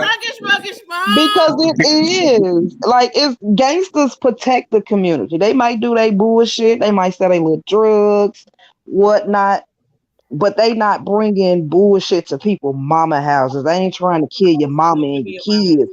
Thug ass motherfuckers, they don't give a fuck about none of that shit. No, because gangsters have honor and respect. Thugs are ruthless and don't give a fuck about shit. They gonna kill you, your kids, your dog, your roaches, everything. Well, we gotta look in the dictionary to see what the definition is. I ain't going by no Webster dictionary, but on these streets, real gangsters got honor and respect. Y'all know that. These little motherfuckers that's coming up now are hoodlums and thugs. From what Richard said, Richard says that basically, since we ain't been telling, we that's why we in the predicament we in, though. I agree with him on that. But it depends on what you talking about. Now look, man, shit, I ain't never killed none of my friends. I ain't killed nobody. So I could speak frankly. I ain't never killed nobody. I ain't never told nobody I killed. Man, a lot of us know a lot of the murderers. A lot of us know the motherfuckers that have robbed people, broken their house, set them up. But again, it's rules to this shit. Mm-hmm. At least we think it is. It's supposed to be. But if it was a moral compass, this type of shit wouldn't be going on. If it was a moral compass, motherfuckers wouldn't be afraid to speak up. I remember when man, I ain't gonna go there because I ain't going there. I mean, think about it. Think about it like this, during like the Harlem Renaissance era and shit back in the 20s and the 40s and the 50s and shit. Black people been selling drugs forever. But guess what? We still had respect for one another. We wasn't breaking into people's houses. We weren't killing each other. But that's what I'm saying, though. Like, but the people who, that's what I'm saying. Like, this shit been going on forever. Its times have just changed, and we have lost our, as you said, the moral compass of it. It used to be honor and respect. How can we fix it? Hey, we could talk about it. We could talk about it. We ain't talking about white folks. We're talking about us. How do we fix it? As leaders. But they were killing people who was in that lifestyle. How do we fix kill people in that lifestyle. You wasn't killing innocent people. How do we fix what? Factory reset. How do we reset? Whatever. How do we factory reset? Cycle. So whatever the higher power is, got to come out and wipe and try it again. Because that's the only way. That's like literally the only thing we need right now is a hard reset, bro. Ain't no way you're gonna be able to turn back. What's wrong with y'all? What's wrong with y'all? But you gotta no. We being realistic, bro. No. It's a point. It's a point of no. This nigga talking about her too. We not manifesting a factory hard reset. We not. Because if that shit happen right now, we've been talking about manifesting all day, and y'all two black Negroes go talk about hard reset. Can you imagine? Can you imagine? I don't want that, y'all. I want to reset through just talking about it and showing that it can change. Like, so we at a point of no return, though, bro. You know what?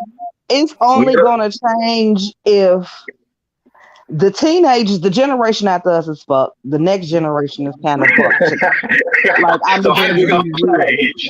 Like, so how we, it's like being 100, how will we turn this around?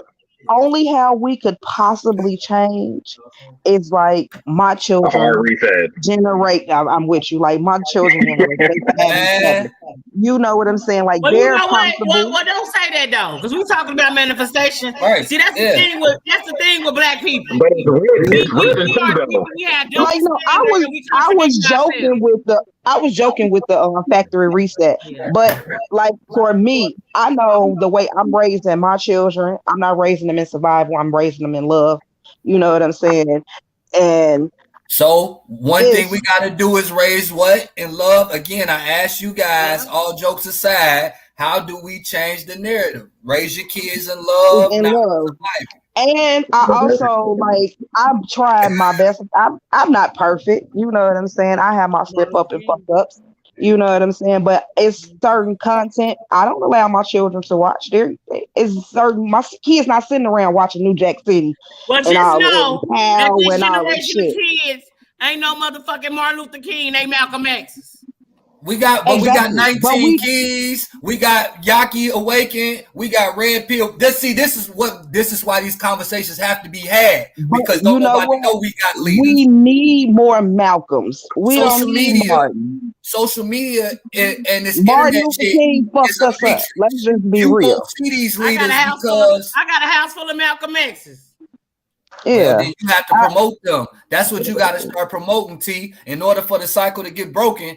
For real. If for some of us, our time is over. Our time to be like speaking the shit that we live is over. Because again, we can be loving.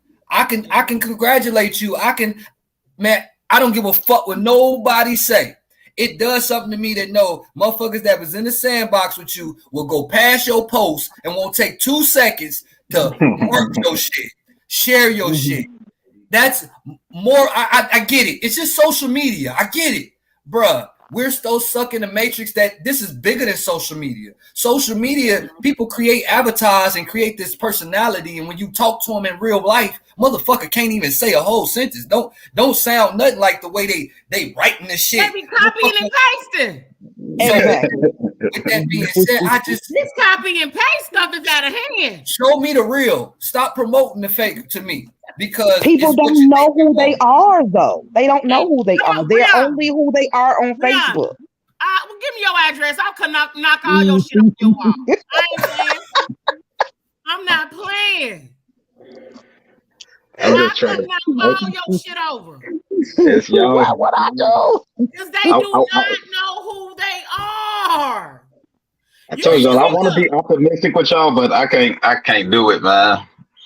I think, like I said, I think it go back to what we were talking about spiritual too. Like a lot of stuff that we're talking about, honestly, it's been written in the Bible that this stuff's gotta happen. You know what I'm saying? So when the Bible say that it has to happen, it gotta happen. So that's what I'm saying. Like it ain't no way around it. Say it though. What if the Bible just said it? What if man said it and added that? But something that's happened, like I said, was written years ago and it's manifesting now. You know what I'm saying? Like, you got to understand that we living in some end times, man. Like, even like, come on, bro. Most of us in this panel right now, we probably almost 40. You know what I'm saying? Or 40. But if we look back, we can just go back when we was in high school. When we was in high school to where the world is at today, it's totally different. You know what I'm saying? Like, it's almost night and day different. And like a lot of stuff that we seen in the world, we just wasn't seeing. Like, bro, every week now that I've been waking up or been saying, like, dude, we talking about people just dying. You know, not no rhyme or reason dying, just waking up and you know what I'm saying? They talking about they dead. You know what I'm saying? We wasn't saying stuff like that. Yeah, it's a rhyme and reason, dog. I'm telling you, a lot of even we just got out of a pandemic. We finna go into a financial collapse. You know what I'm saying? Like man-made. That's man-made though. Man-made caused and created the pandemic. Again. It's a pandemic. But you know why they was able to have that kind of control over people? Because we are a moral society. That's all the reason man got that much control because you know what I'm saying? Like, dude, look at the increase of everything that's just negative right now. Like, dude, people who was like, what's the little Uzi Vert or whatever, dude? Like people like that who would have never had a platform 20 years ago is able to have a platform now. You know what I'm saying? The little yachties, how they emasculate men. All of a sudden, all your men weak, all your females strong. Like everything seemed like it's flipped upside down for some reason. Higher ups are doing it, bro. I don't feel like they are though. This ain't something that's just happening. This ain't just happening. But that's what I'm trying to tell you. They know the people that's at the top of this food chain, they understand spiritual laws. They understand that if you move a society in a certain way, that's the way you can take over that society. That's the way. If you make your men weak, if you got a bunch of weak men, who gonna everybody? You know what I'm saying? We can't stop it, or you saying we gotta allow a hard reset? I'm optimistic. I'm an optimistic. You sound like a realistic person. I'm real pessimistic about the chance that things gonna turn around. Like I don't think it would be no possible way that it's gonna be. I can see a turnaround, but I don't think that we will be here to enjoy it. Like I'm just be honest. We won't be here to enjoy it. We don't want to help start it. So why would we enjoy it? We're talking about let's blow up the world. No. Just like Martin Luther King didn't get a chance to enjoy now, but he implemented. But what he enjoyed now, what he really enjoyed. Martin Luther King was planted by the higher ups. Martin Luther King was planted by the higher ups, so we cannot even sit here and talk about him like he was just somebody. Stop! Quit playing. You already know I know all this, so don't do it. But we gotta, when we approach certain shit, we gotta remember him. Let me get to the point that I'm trying to make.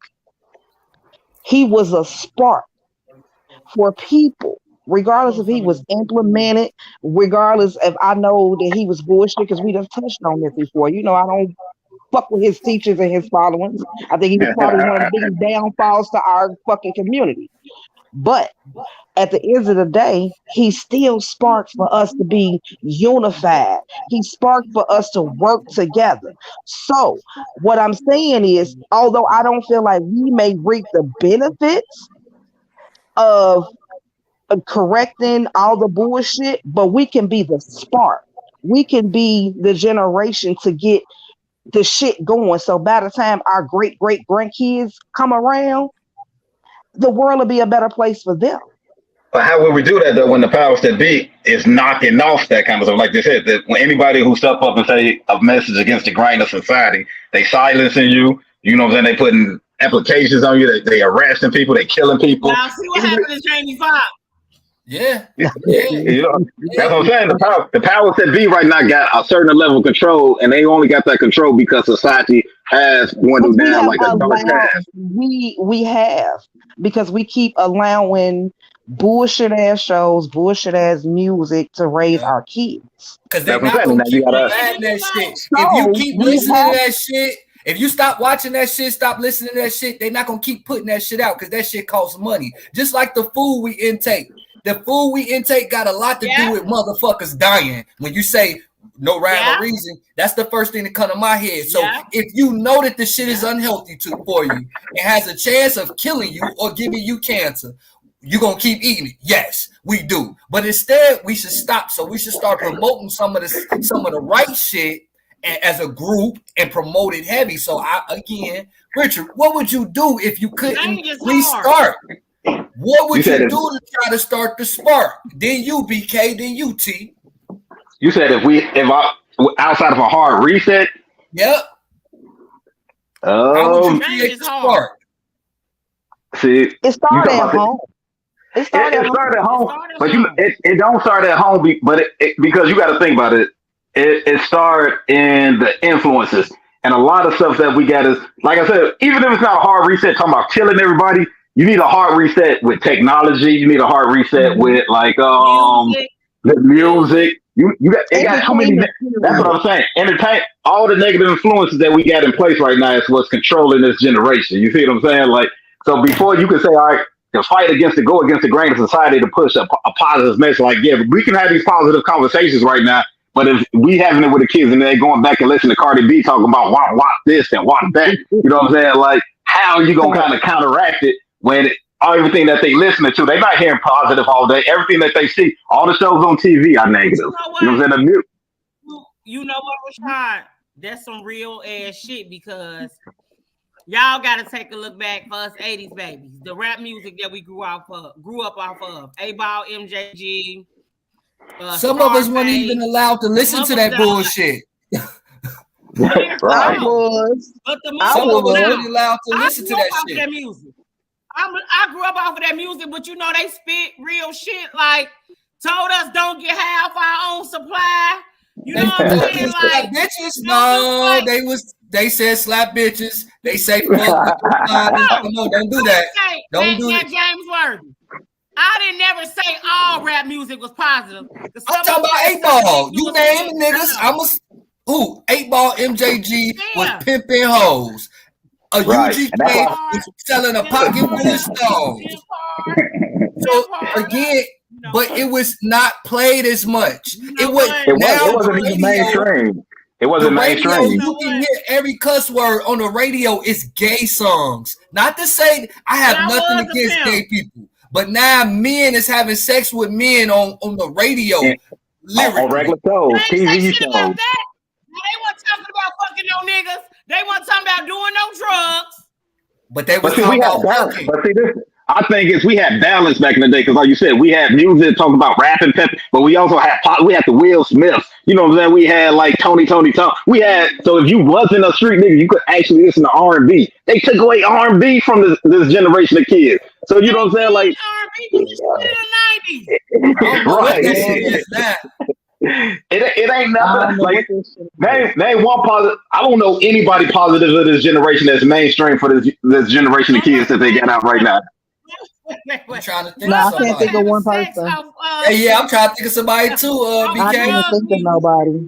One person, if I was trying to do it, like especially a female ain't got no positive influence in hip hop right now. where you know what I'm saying, they talking about something, either a message or they a positive image. I'm thinking like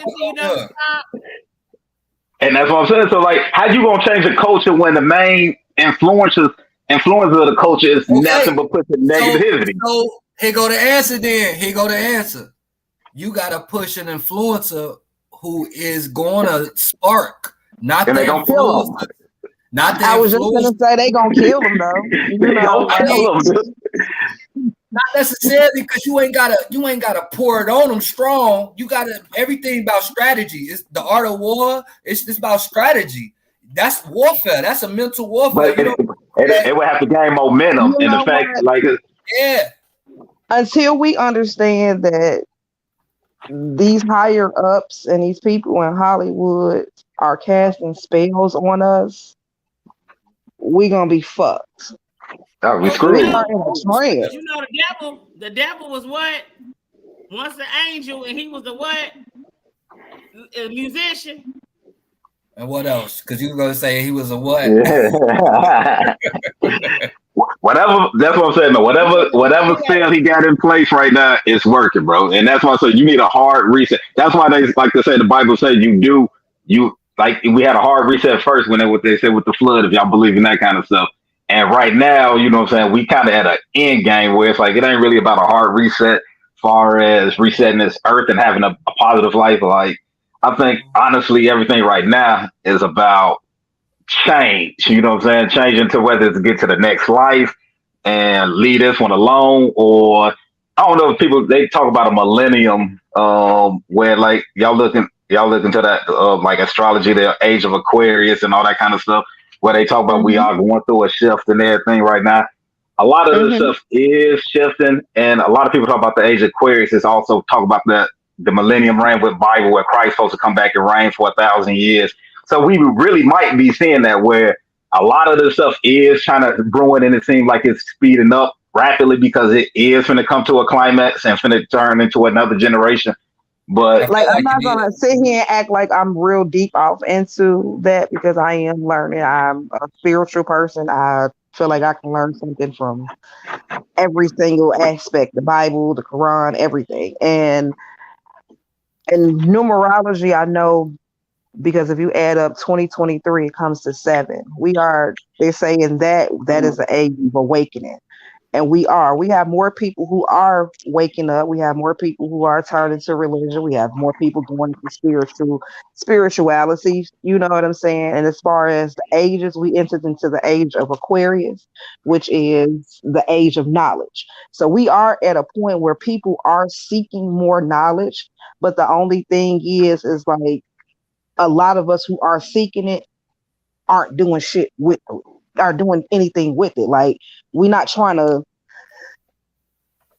like this, like doing little stuff like this, whether it's, you know, just conversing and stuff like, yeah. It might not be about saving the world. It might be about saving a few. You know what I'm saying? Like, I think we got to get off that whole aspect of changing the world, and we think it's going to be a good place again. Maybe we got to create, you know what I'm saying, those bonds with the few people who are willing to hear. And then those who ain't, you got to kind of like break ties with them, man. Unfortunately, it is what it is. You know what I'm saying? Start at home. Home doesn't necessarily mean just in your family, but your tribe. Yeah, that's what I was. You know what I'm saying? Like your camaraderie of people that are willing to learn and give each other knowledge and teach each other. You know what I'm saying? Oh, this ain't that, and yeah. That's what we need more about it.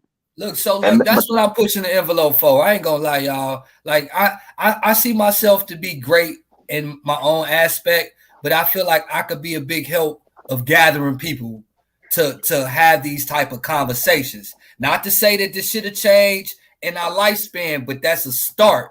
That's a start to know that some Gary motherfuckers want to be healthy, both physically, mentally. You know, Spence, you've been working out for a minute, but I don't even work out, but to know that spiritually, because I'm taking shit more serious, I can pump a little muscle. You know, I wore this tank top because I knew you was coming. But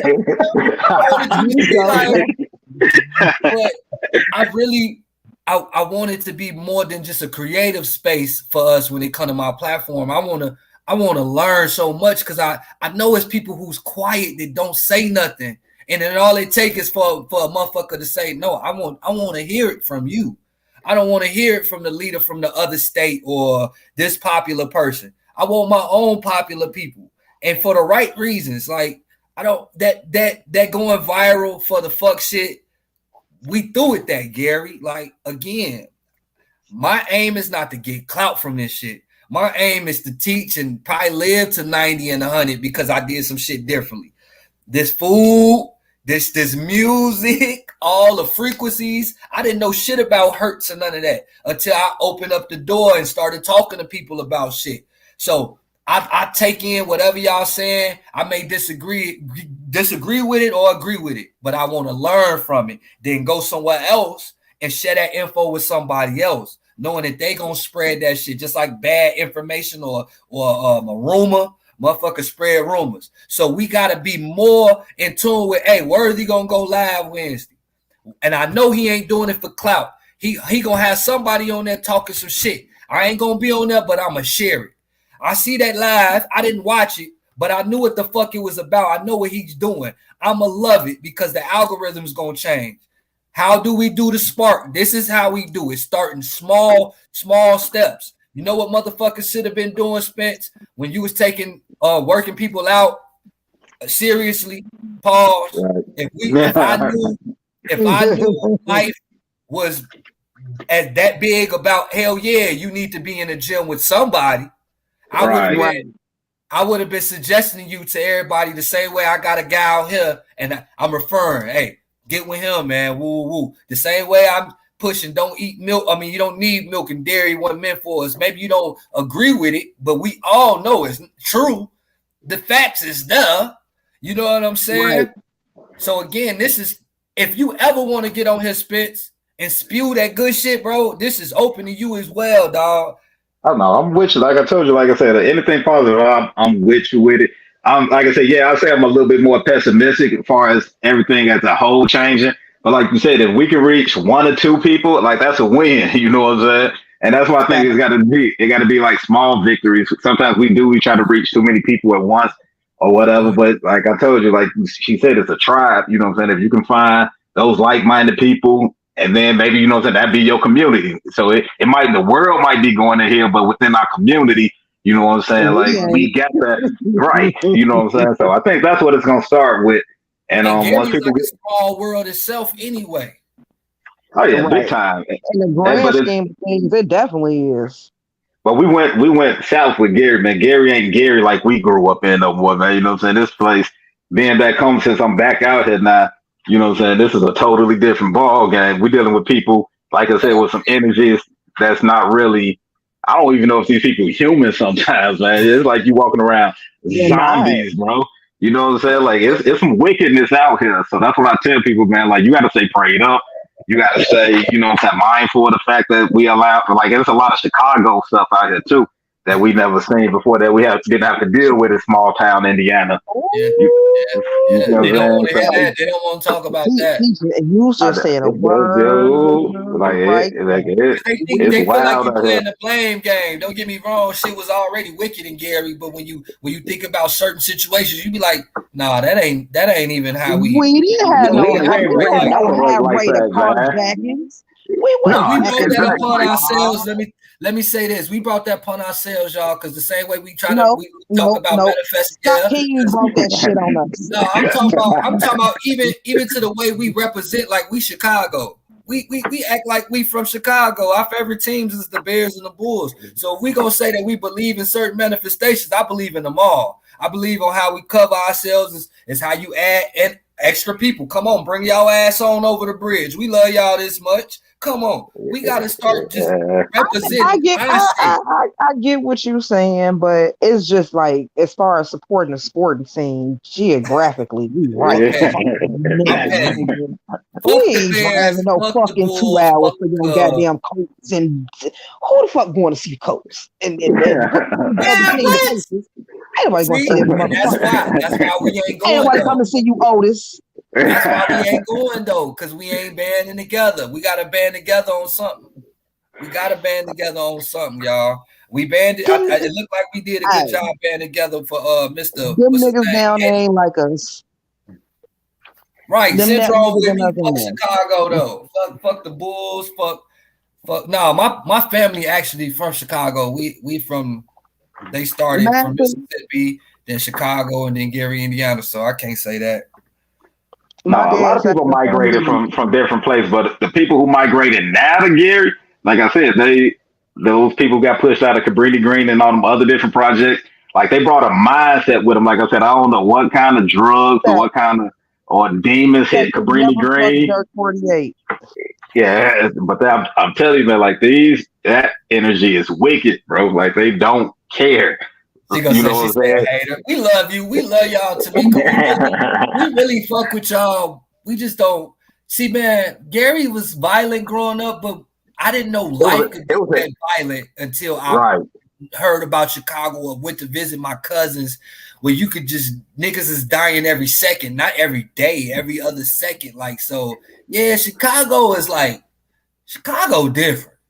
It's a bigger city too. Like I said, Gary, small town. You know what I'm saying? We had small town energy, but you talking about you bringing a big city energy to a small town where they like literally fast paced everything. You know what I'm saying? They crowded upon each other, so they just had a bunch of wickedness just from environmental. But then when you add those other demons that they brought over, like they drill music that they got into, you know what I'm saying? Like dude, Gary wasn't really into nothing like that. You know what I'm saying? And those cats, they really, like I said, they killing each other without care. You know what I'm saying? So killing everybody, everything, everybody. You know what I'm saying? It is fucked up, but Chicago brought this on themselves. When they had order to a certain extent, but once they start tearing down all their projects and trying to make Chicago aesthetically look prettier, they had nowhere to go. The leaders of their little gangs and shit couldn't control these little niggas, and now you got them here, there, and every fucking where. I mean, Chicago was a mob though before then. So Chicago has always been considered one of the most dangerous places in the world when you do your research. So we just happen to be 15 minutes away from that motherfucker. Again, think about it. Even in the 90s and shit, when we was quote unquote murder capital and shit, yeah, they was killing over there, but it wasn't like how it is now. Shit got wicked when they tore their projects down. And it was a murder capital because it's a small place though, BK. You know, Chicago is a big place, but if you big and you got a lot of population, your numbers don't add up the way numbers like New Orleans or Indiana would. I know how it worked, and that says a lot that we was killing a lot of motherfuckers. That's what I'm saying. In the 90s, when Gary was killing people, they was killing people who was involved. You know what I'm saying? Like usually you can isolate. Every time somebody got killed, you kind of like, oh, he was involved in some crazy stuff. You know what I'm saying? But that's what random ass murder, like just random. But that's what I'm getting at. In Chicago, it was like that as well at one point. It was only motherfuckers who was involved because they had they big dogs, big homies and shit, kind of having them under a control to a certain extent. You know what I'm saying? But once you have now displaced billion motherfuckers who got problems with each other. You putting them here, there, here, everywhere, and it ain't no order. Ain't nobody here to check them. Ain't nobody here to give them the ropes no more. Ain't nobody here to tell them, hey, nigga, we don't fuck with women and kids. You know what I'm saying? But every generation got worse. You know, and everybody generation gonna get worse. So if it was bad, that generation after that gonna be badder. You know what I'm saying? So it's kind of like you said, they lost that whole like, no women and kids type stuff. Because you remember what was old buddy named Yummy? He was out of Chicago or whatever. You remember? You know what I'm saying? And they killed him because he ended up killing that innocent. What was it? He killed like a chick or something, or a kid or somebody he killed. You know what I'm saying? Yeah, and they killed him because, like you said, it was a certain code back then. But you know what I'm saying? Once that generation that was our generation got worse, and now the generation under us. They just literally gone. You know what I'm saying? Women getting killed every day out in Chicago. You know what I'm saying? They shot up a cop. Like, you know what I'm saying? Like, how do you run up on a female and shoot her that many times? You know what I'm saying? And not to a certain extent even care. Damn. You see what I'm saying? And you know what I'm saying? So it's just like, dude, it's a different kind of generation that you're dealing with. And like you said, they spread and like I heard they even body on 15th today. I heard they've been finding a few bodies. I heard somebody got burned up or something out here. All kind of stuff. He set the house on fire. That was right around the corner from where I'm at.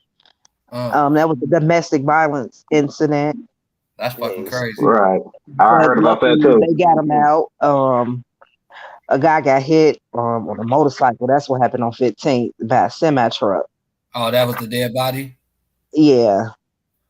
And then the two dudes who killed each other in what the hell was that, Concord this morning in a shootout.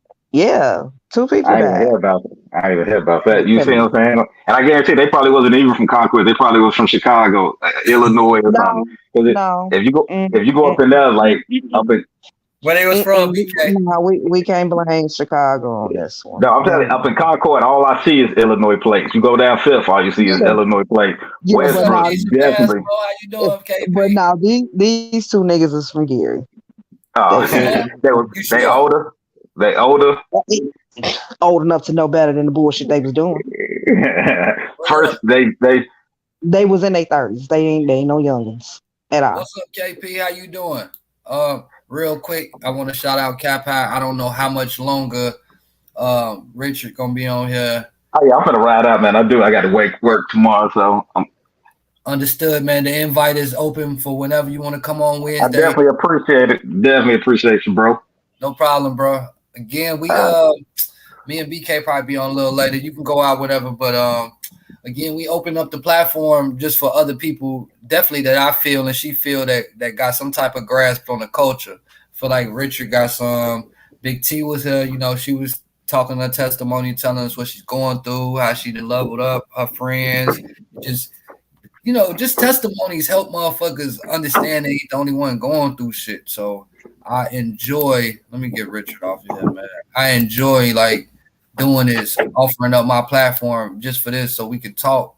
Again, it's like a grown folks card party. You know what I'm saying?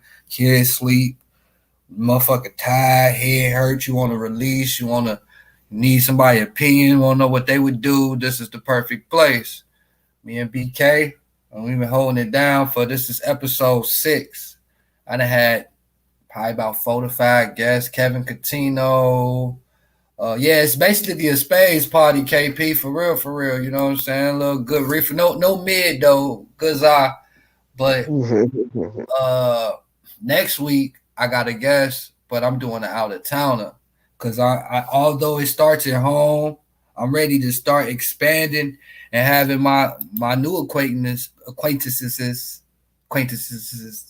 We all know what I'm saying, that I'm networking with. I want to bring them to the table. Because at some point, you guys can start networking with these other folks. And this is how you do make moves and build relationships. Because it's more about relationships than anything. You know what I'm saying? Right. Shit, me and BK, we done built the relationship outside of the relationship we already had from knowing each other.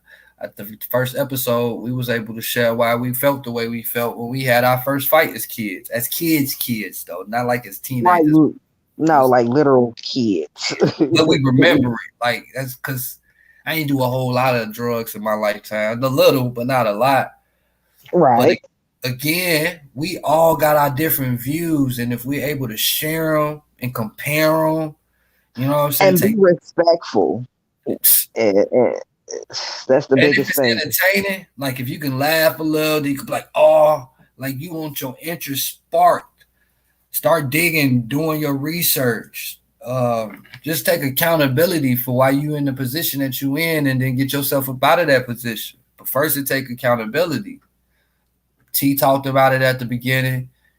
Again, this ain't like necessarily no scripted podcast quite yet, although we finna start having topics and timers and shit. So if y'all got certain shit y'all want to hear us talk about, y'all let us know. But we want to just share the right information, man. I watch a lot of 19 Keys and Yaki Awakening, but this happened because I caught one show and it was talking about shit that I already thought about, whether it be my food intake and why I just don't. the food good, but after I eat it, I know it ain't right for me, and I get to feeling a certain way, and then I get to finding out these words mean this, and arthritis, and different itises, and heart failures, and just all this. It's just a big ass hole, but it's a fun hole. Because think about surviving and teaching your kids how to not survive. Because we ain't what we doing now, BK. We ain't surviving. What we doing? We're thriving and living. Thriving, living. You know what I'm saying? Living and showing love while we doing that. You know what I'm saying? But if you could pass that on through different generations, you could pass it on to your friends. A lot of us got friends that don't believe in no religion or no spirituality. Don't care what they eat, smoke, drink, or how much. Man, shit, you want the motherfuckers to win, then you need to start putting that bug in there. I want to see motherfuckers win. I ain't just talking that shit. BK ain't just talking that shit. She texting me. She like, hey, you straight? Hey, I'm straight. I'm texting her. You straight? We use a lot of words that we really don't mean. Friend, brother, sister. We gotta stop that shit. You call motherfucker your brother, right, your sister, your friend. Stand on that shit. Stand on that shit for real. Like some people out there need that. Go ahead, sis. No, I was just gonna say, and you can't call people brother and sister and not actually care about them. Not just, oh, that's my bro, that's my sis, because it's the popular thing to do. No, like, I call him bro. He check in on me. I check in on him. I don't call my best friend my best friend. That's my sister, my sissy. Like, I don't do friends. I have family. Because friends end. The word is right there. They rhyme. I was gonna say they rhyme. They rhyme. You know what I'm saying? It makes sense. I mean, but it's in it. If you got the chills when BK said that, or at any moment certain shit was said and you got the chills, that was like your body telling you. That was your spider senses acknowledging the situation. At some point, if you sat through this motherfucker, and I know we had 20, it was from 14 to 20 people at a time. You sat through, and it didn't have to be something I said. It could have been something anybody else on the panel had said. If your body gave you some type of recognition, chills, hair stood up, you felt airy, weird, it was your body talking to you. You was in the right spot. You in the right area. You fucking with the right people. If it ain't us, then find some motherfuckers that's talking about the shit we talking about, but maybe they more informative. Because, again, we learning together. We ain't coming on here acting like no master teachers, like we know everything. We barely know something, but we know something. I don't ever want to consider myself a teacher. I always want to be I'm thriving, become to a point of being a master student, because I'm going to always try to learn. Now, I can help you and I can share my information and stuff that I learned along the way, but I ain't no teacher. I'm going to always be a student because I'm going to always want to learn. I'm thirsty for knowledge. I appreciate everybody that tapped in with us tonight. This means a lot to me because I'm not doing this for paper. I'm doing this for purpose. And then it means my purpose is worth it. Even if it was 2 or 3 people, I'm going to still continue this journey because I know what the fuck is up. But as we see the tribe, the village, whatever we gonna call ourselves, and then the congregation building, we're gonna have motherfuckers come through, talk that shit, get a testimony. You're gonna get the chills. You may agree with some shit. You're gonna laugh at some shit. We all different. So that don't mean like you gotta just like wholeheartedly agree with a motherfucker, but you have some understanding to why some people feel the way they feel and try to respect that. You know what I'm saying? And try to help the motherfucker out. It's okay to be opinionated. Don't do like me. Because you respect it doesn't mean that you have to agree with it. Facts. Because I don't be agreeing with half the shit she say. And I don't really give a fuck. But we keep it respectful. Right. You know, like, because ultimately a lot of this shit is basically opinion. It's the same shit too.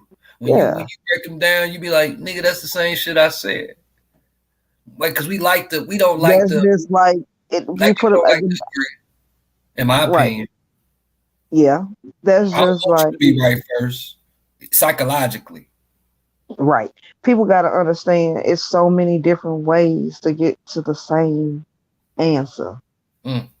That was a 2 good one. plus 5. I mean, just think about it. 2 plus 5 equals 7. 1 plus 6 equals 7. 3 plus 4 equals 7. Yeah, I know we done heard that shit before, but You know what I'm saying? But that was perfect timing, dude. Like I fucking air high five, dude. Like fuck. That was a good. Whew. Like, yeah, I don't know. I'm probably in here for like another 20, 30 minutes, ended at 12:30. How y'all feeling, man? Anybody want to just comment, tell us how y'all feeling? Is there anything we should start talking about as a group? Is it anything that we talked about we might have missed on that we need to go like check up on? Because again, I don't know everything. So I like reading up on shit. I brought my new book that my barber gave me when I got my haircut. I ain't start reading it yet, but I'm gonna get on it. The 15 Invaluable Laws of Growth by John C. Maxwell.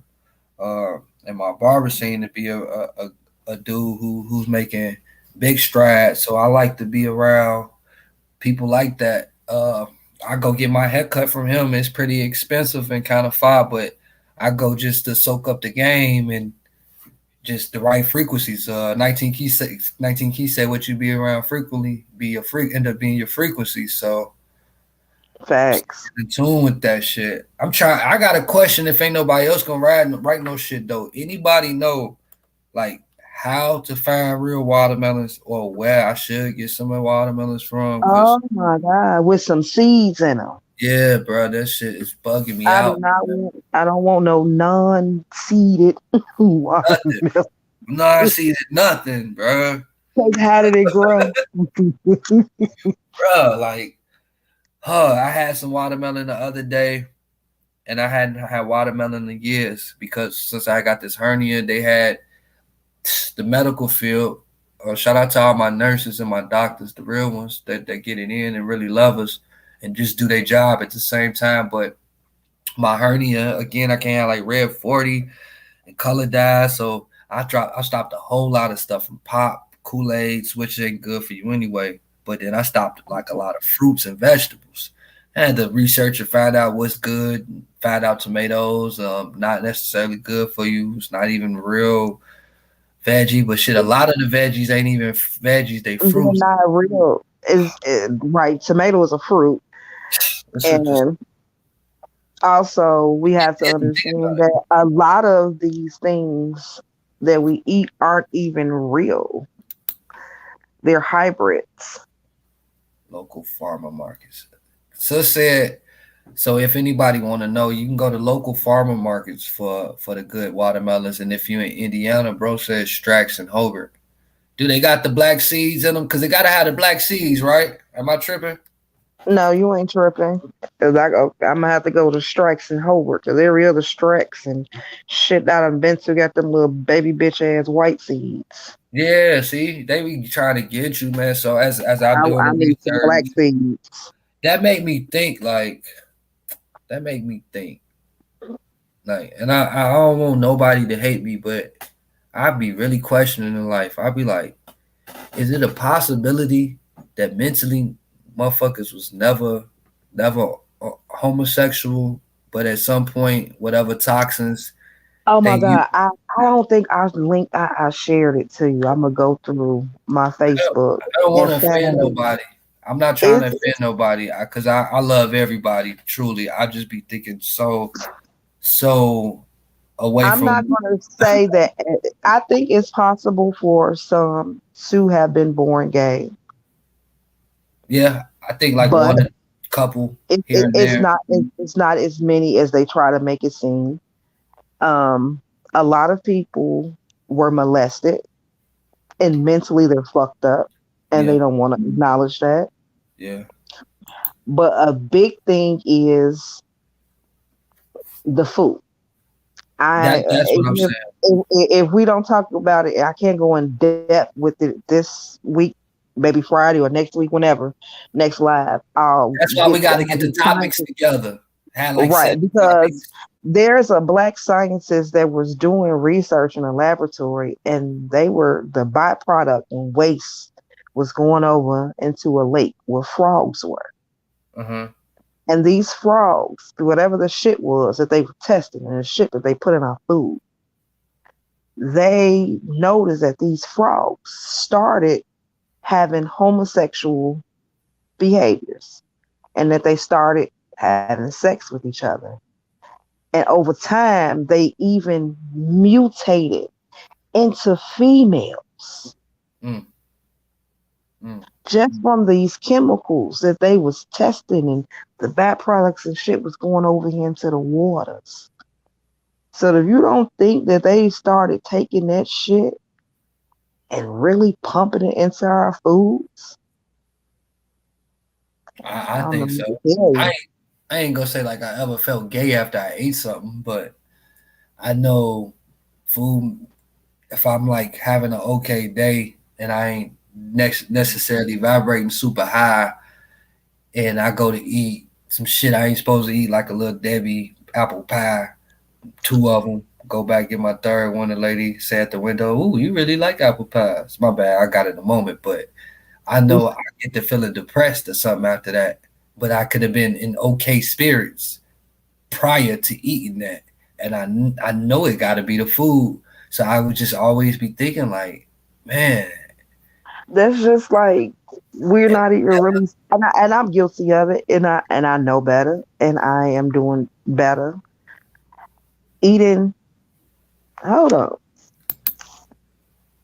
Hey y'all, The wind out there blowing. Y'all tapped in. Church of the Wild with Worthy. Got the first lady, first woman of the congregation, BK. We just talking now, just a little dialogue back and forth. Y'all feel free to comment if y'all want topics that we can talk about next week. Like I said, I got my homegirl from Atlanta, Big Goldilocks. She gonna be here. I'm actually gonna have her in studio though, so it's gonna be turned. Like, you know, we're gonna expand this shit, BK. We're gonna take this shit.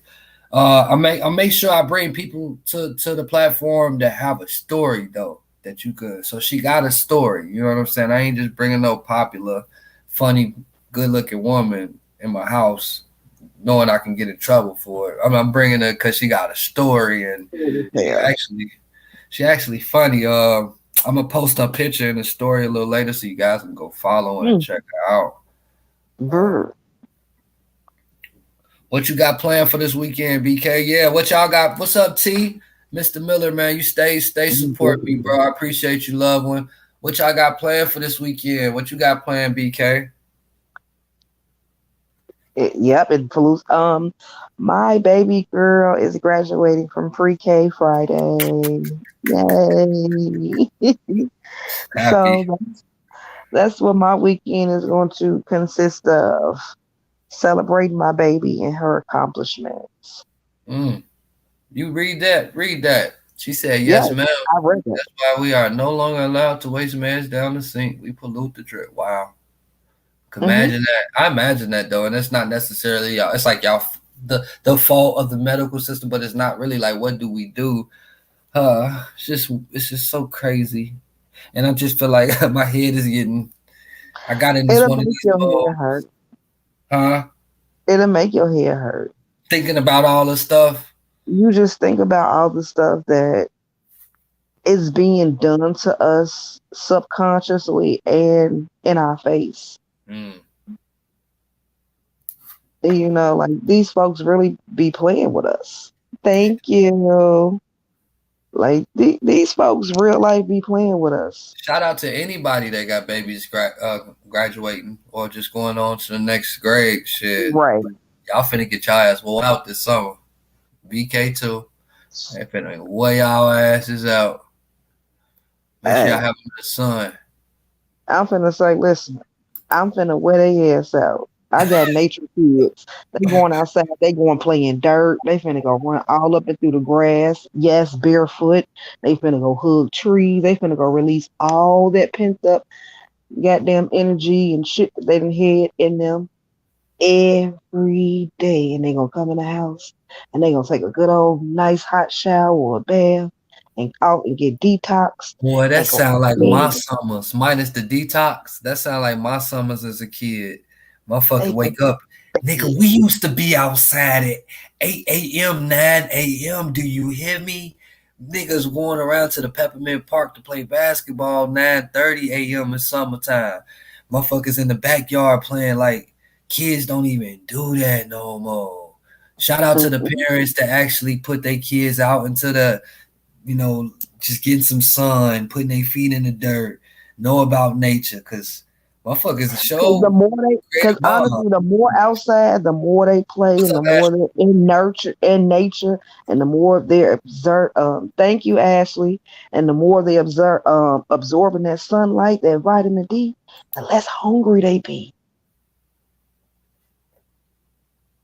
In all honesty, since it's been nice, on and off pretty much this whole weekend, we've been outside because it's been warming up. I don't eat. And I literally don't be hungry.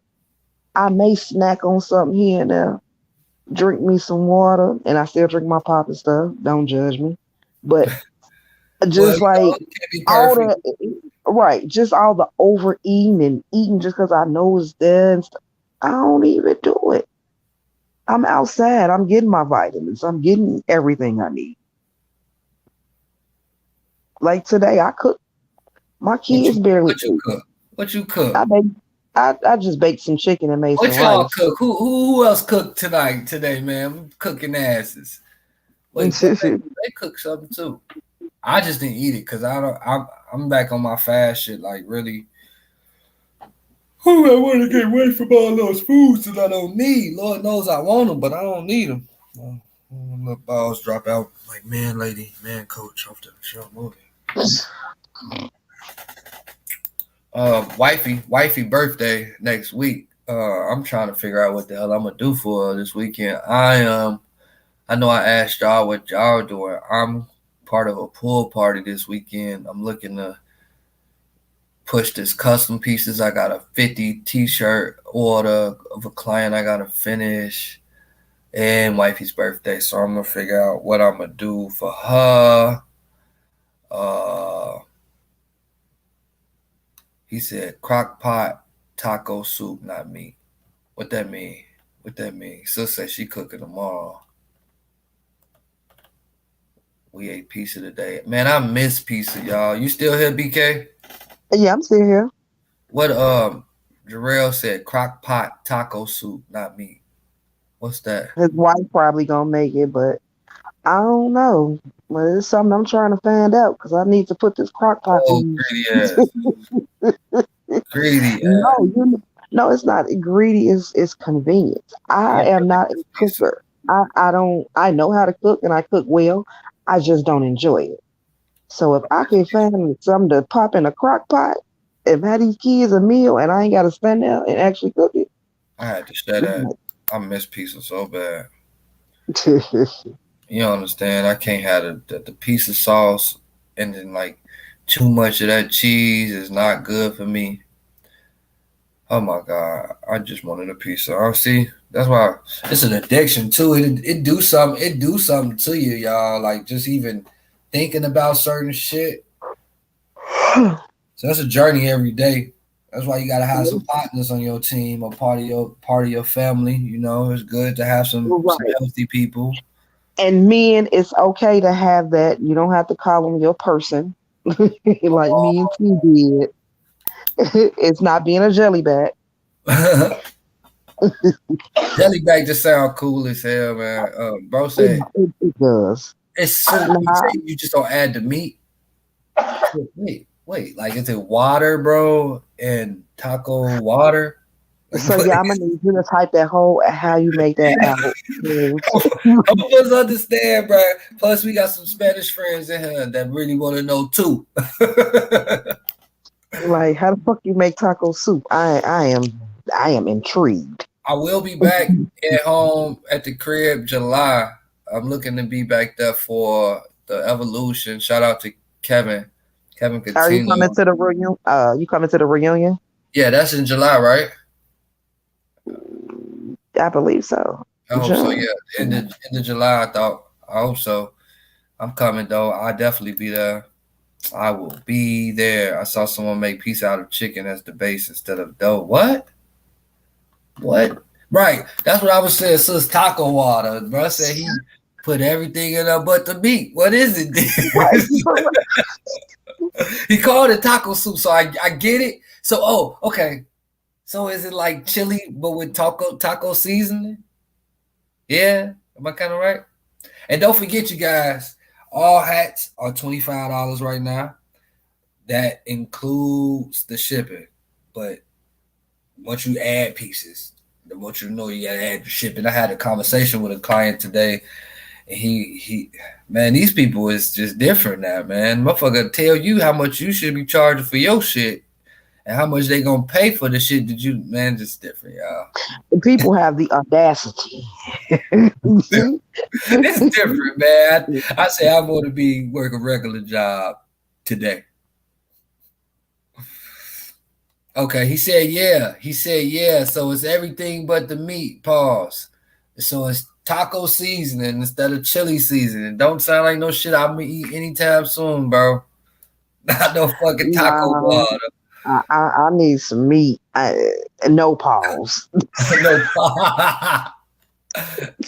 It's probably a few women who need some meat tonight. Shout out to you.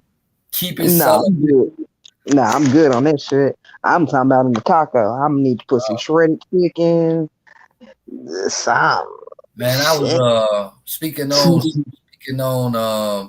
what this Latino month, and I worked a couple of events for Aqua Frescas. These some bitches was charging fucking $20 for 3 tacos. Then the motherfucking taco had the nerve to be good. That was just fucking horrible. I wanted something to complain about. Why they did that to you? Like, damn, the shit good. $20 though. Fuck, I can't say nothing. Enjoy it. Ashley say, yeah, it was like some keto pizza. I'ma find it. I hate keto. I hate keto too. It's so many different diets and stuff, and it's just so confusing because you gotta know what works for your body. Yeah, but even then, some of the stuff that like if a keto diet, you familiar with it? Because it sounded dumb. Okay, so it's like you got all these diets, got intermediate fast, when you stop, you got the keto diet. It's something like certain shit that don't make sense that they eat, but it seems like some shit you wouldn't eat on a diet, but because it makes you burn something. It's just stupid. It's so stupid. It just sounds unhealthy. It just sounds like don't eat shit would be the thing, like the thing to do, you know? Don't eat shit. I can't, I don't, like I said, I feel like for me, although I eat bad, I detox myself. I'm getting into the fasting. I know how to cleanse myself. I know different herbs and teas and stuff to drink to help and aid with certain things. So it's with you. It is your body. Like, I have a body type to where the doctors will tell me, oh, you're morbidly obese and this, that, and the third. But I'm like, I can run I can run this. You know, I'm talking about at my healthiest. Like, I was still, according to their shit, I was still obese. But I'm like, nigga, I walk 10 miles every fucking day. Literally. In the Georgia heat. You know, like. That motherfucker did say we were close to 40, didn't he? Mm-hmm. Like that shit. I don't like that. My subdivision that I stayed in when I stayed in Georgia when I lived with my auntie, it was literally 1.5 miles from her front door to the front of the subdivision. I had to walk this bitch to go walk another mile. That was the thing. It's because they think like they eat a lot of cheese, and I don't really understand how that's good for you. And cheese ain't good for you, and it's made from dairy. Dairy. So that's what it was. I know I have worked a few keto samples, and that part really was very confusing. It's like, how is this good for you? So again, they telling us certain shit is good for us, but it ain't. The food chart is wrong. You stressed with me?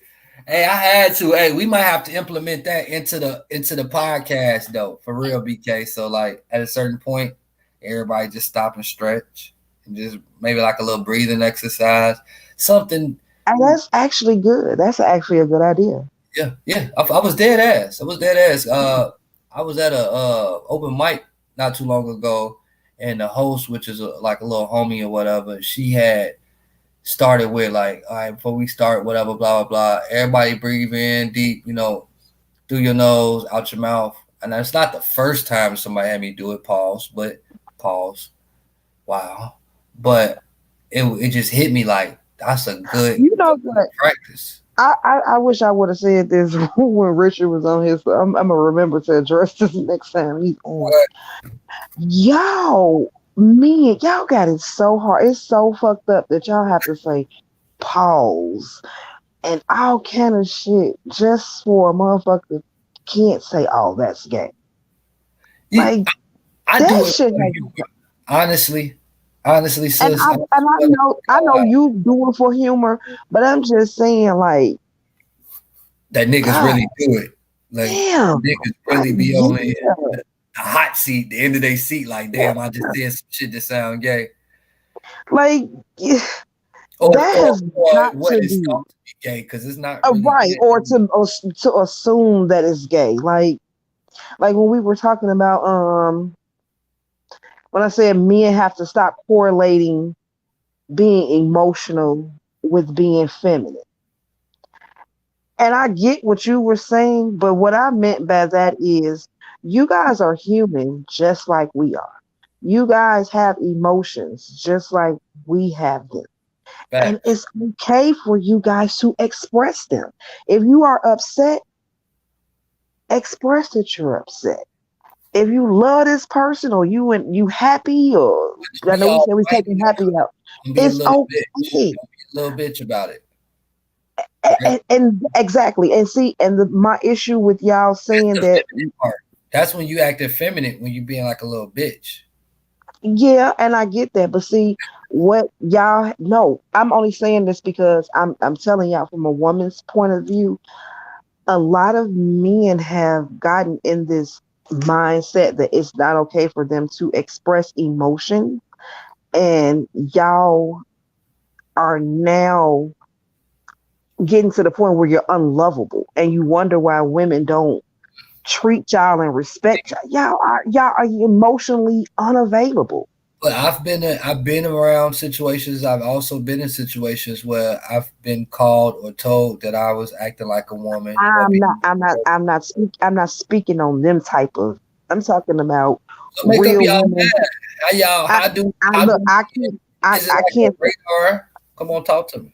I can't speak for women who vibrate on that and operate in those. I'm talking about real feminine women. We don't hold y'all emotions against y'all. How can I know how to help you if I don't know how you feeling? I think it's a line that as men, we don't, most of us don't know how to be emotional without being oversaturated, if that makes sense. Because and I get that. So and y'all don't know how because y'all are browbeaten to the point that men don't show no emotions ever. No, my nigga. Sis say because they were never allowed a safe place. And I totally. So our women, you guys are allowed as girls, like growing up, y'all given a safe place to even whine in front of people. Exactly. Think about it. We tell our boys, "Oh, shut up, stop crying. Only girls cry." And I'm guilty of it. And then I thought about it, like, no, son, it's okay to cry, but you need to have a valid reason to be crying. Don't sit here and just be crying because you can't get your way. That's not nothing to cry about. Now, if you felt you hurt yourself, huh? A woman shouldn't do that neither, though. To a certain extent, you're absolutely correct. I do agree with that. I was going to get to that point in a minute. That was going to be my next point. Because women have to stop. We have to stop upholding women and saying, oh, well, she was just emotional because she's a woman. No. You struggle with what, bro? Go ahead, keep going, sis. I was asking, bro, what do you say you struggle with? Yeah, no. I was reading his comment too. Like we have society makes it seem like, oh, It's okay if a woman gets upset and she busts a nigga car windows out. Oh, she was just upset. She was just being emotional. No, bitch, you were being dumb. Yeah, I got videos of baby mama. You I know, hate that. we have to learn that everybody has emotions, everybody has feelings, but you have to be able to control it. Being Right. overly emotional ain't no feminine thing, ain't no masculine thing. It's a terrible thing when you don't know how to handle it, whether you a male or a female. It can be from anything. It could be from lack of parenting. You could be parented. You could have been parented very well and given a And home just chose not to do it. and yeah, so again, it's so many different things, but I agree with you on that. We're in agreement on that. Yeah. See, that's what I Yeah. like to push it. I feel like women and men should be able to make the same amount of money. I feel like women and men are neck and neck in pretty much everything except for most of the physical, like physicality. So I hate when people scream equality for women and then turn around and be like, oh, but she's a woman, and so I'm happy we Like, kind of yeah, women, we are supposed to be soft and ladylike and feminine and stuff because that's what we're designed to do. We're nurturers. But that doesn't mean that a man doesn't have the ability to nurture because you have to nurture your woman. and that's You not gotta be, feminine. It's not and that's feminine. not. But no, it is. It's a feminine aspect. Everybody, I men mean, yeah, a have feminine feminine. aspect. It'll make you a girl, though. Maybe I should have said it like No, no. Let's say this: just because you are a nurturer, you nurture your woman and nurture your daughter, and you are tapping into that feminine aspect that dwells within you, that doesn't make you gay. Let's put it like that because that's the big concern. Everybody's, oh, it's gay, it's gay, it's gay, it's gay, it's gay. No, my guy, like you you got daughters. that. Like Everything perfect ain't about a example. gender, Like neither. like like I got a good example because this is something and when I speak on stuff, I'm speaking from me even correcting myself. My son and my daughter. There's only two of them. My son would play with my daughter with her dolls. At first, because I had this idea, all boys don't play with dolls. It's, don't do that. Put that shit down. Why are you playing with them dolls? Then I actually took myself and I sat back and I watched the manner in which he plays with his sister. My son doesn't do it in a feminine way. He ain't trying to be their mama. He ain't trying to act like he calling the baby. No, hey, I'm your daddy or I'm your uncle. Come on, your mama gotta go to work and you gotta spend a day with uncle. We finna go to the park and go get Happy Meals and shit. And I'm like, also you a boy. You still That's doing cool it though. in a masculine way. You got your nieces and your kids. Okay, Right. well, nigga, I'm you your gonna be a uncle. Your daddy mama one gotta go day, to work. I'm watching you. right? Right. I'm like, well, in the future, he's gonna be an uncle. In the future, he's gonna be a father. So if That's you're learning now how to be nurturing and care for the kids because they're in your care, let me fall the fuck back and play with your sister, my guy. I'm not Jarrell. gonna. Jarrell said, "I meant I struggle with being emotionally available. I think we all do, but most Because of it starts at home. if you weren't getting that, if you didn't You see not that if you type don't of love, if you ain't experienced that love firsthand and secondhand, because to see your parents and to get it from them. But when I find myself to like open up and be emotionally available, it always with a motherfucker that make you regret that you even opened up like that. So I stay guarded. but that's where the discernment come in. You have to know who to be emotionally available to.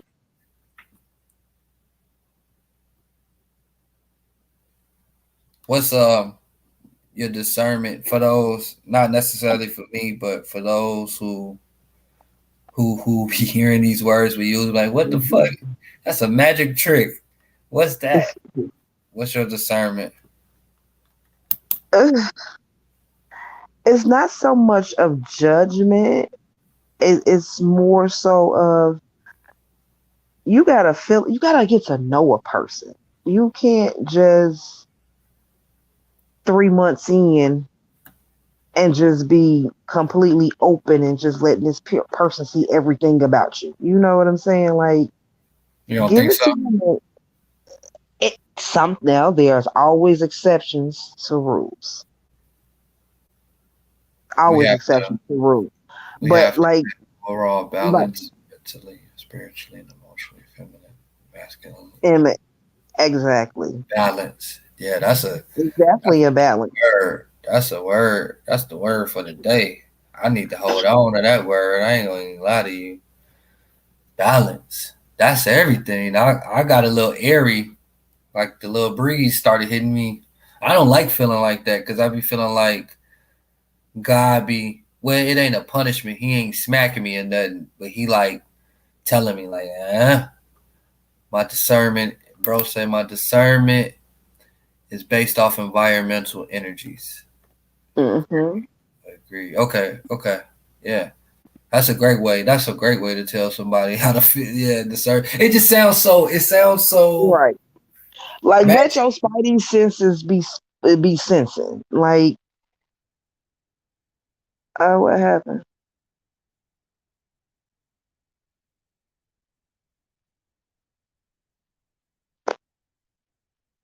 But I don't know. I don't know what happened.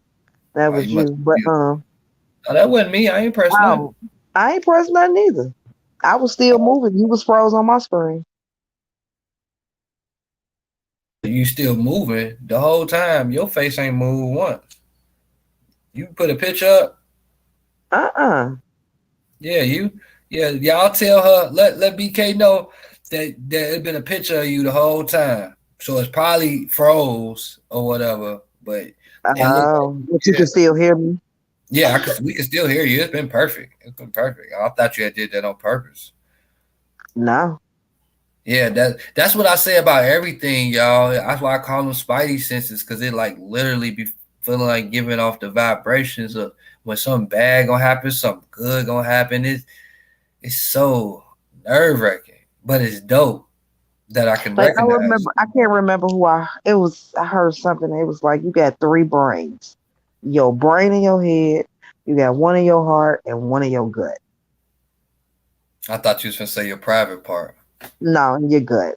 You know, when they say you get a gut feeling, you feel it in your stomach, right? Like, Mm-hmm. ooh, this ain't right. You know I what know I'm that saying? one. Like And get the boo right, everything gets to butterflies and you you gotta listen to that shit. Your body is telling you, like, hey, something ain't right. You right. You right. We just gotta start listening to it and not questioning it. Mm-hmm. It's everything to us. It's been everything to me. I'm pretty sure it's been times that I can't even remember that it, because I've if I ain't done shit, I've always listened to that. But I didn't know the word was discernment. I call it spidey senses. But I've always listened to that. I'm sure that shit has saved my life a million times over, and I'm so blessed. It has saved my life, and it's also me not listening to it has got me in some fucked up situations. Mm-hmm.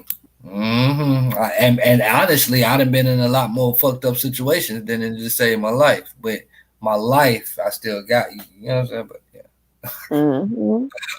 I ain't gonna. Like, you gotta listen to them. But I'm talking about, boy. I probably relations, all type of shit, man. I mean, for Shout out to real. discernment. I'm gonna make some discernment shirts. Some discernment. For real. Got Like I discernment. got That'd be hot. Got discernment.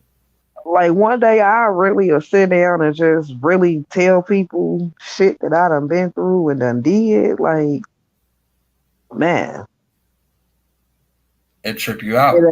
it done got me through some times. It What you really talking has. about? Wait, what you talking about? Like just listening to my gut feeling. Huh? Oh, I thought you was talking about like some rituals or something. No, I'm more into rituals and stuff now, but I'm just saying, like, thinking back on my life, just a lot of situations that I put myself in and my gut, like, gee, don't do that. Don't move differently. Nah, don't talk to this person. Stay, it's just, yeah. I don't like that, Katina. I don't even want to read that comment on me because it make you feel stupid when you ignore it. When you ignore it, It does. She say, seeing things for what they are, not for what we want them to be. Your perception, understanding, seeing through the bullshit, discernment. Yeah, Mm-hmm. that part, I don't like it. Because if you ignore it, when you ignore it, that bitch it slap hard like them slap contests on I know y'all listen Man, to that shit, them slap man, contests. man, yeah. Unfortunately, I see that shit. Wow. lose like half they face like so swole, but play stupid games, win stupid prizes. Surprises. We hitting 3 hours and 6 minutes, so me and BK gonna call it a night in 6 minutes. I want to thank everybody that sat with us, whether it was for a second or the whole 3 hours. Anybody that commented, shit, read a comment. Katina, we appreciate all your comments. Like I said, you Right. come through. We waiting on you to be part of the panel, be our I holistic nurse. appreciate. Yeah, Right. I appreciate everybody that tuned in because of the post I made. I appreciate it. I know I was late. I was having technical difficulties. I, I should have. I know because no, I wanted to get my words right. I was in a vibrating a low negative space, and I was jumping the gun, doing too much. Oh, I didn't see the And post. What the post say? no, I was just saying, it was so much. Love you too, son. I love you too, boo.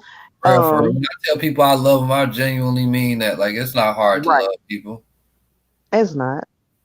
But go ahead. What you do, bro? No, What you do? You no, made I a just post? What? yeah, I made a post and asked people to tune in with us tonight. You was finna go crazy. Tag people. No, it wasn't. No. I did that just because I wanted to get more people tuned in with us. You know what I'm saying? It wasn't so much that I was gonna go crazy. Of course, I was gonna address the situation.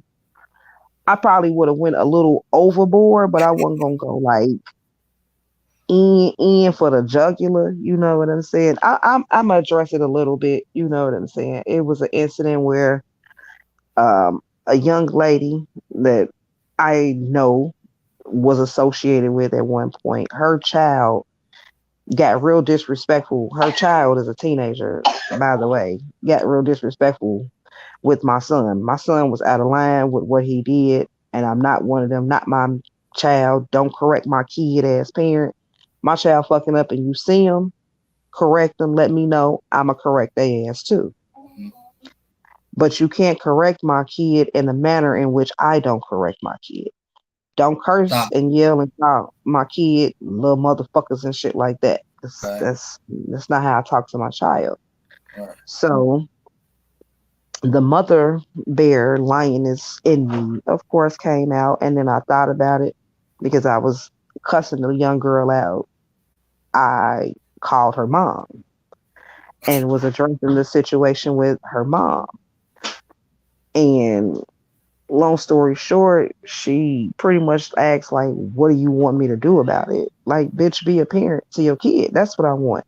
And I get it. Teenagers are out of control. They don't listen. They think they know better and shit like that. And I'm not saying that her job is easy, but in the midst at the end of the conversation that I had that was happening with her, like I was trying to explain to her, like, yeah, I'm upset and I know I'm real aggressive right now, but I'm not mad at you. It's not you. I'm pissed off at the situation.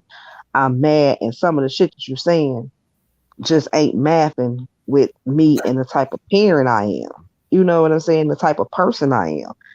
So you kind of like is into making me mad, but I'm really not mad at you. But as I was ending the conversation, I called her sorry. And you called her sorry? I did. You know what I'm saying? Because I can't imagine someone calling me, telling me that one of my kids is doing something And although I may not have control, I'm not finna let nobody else know that.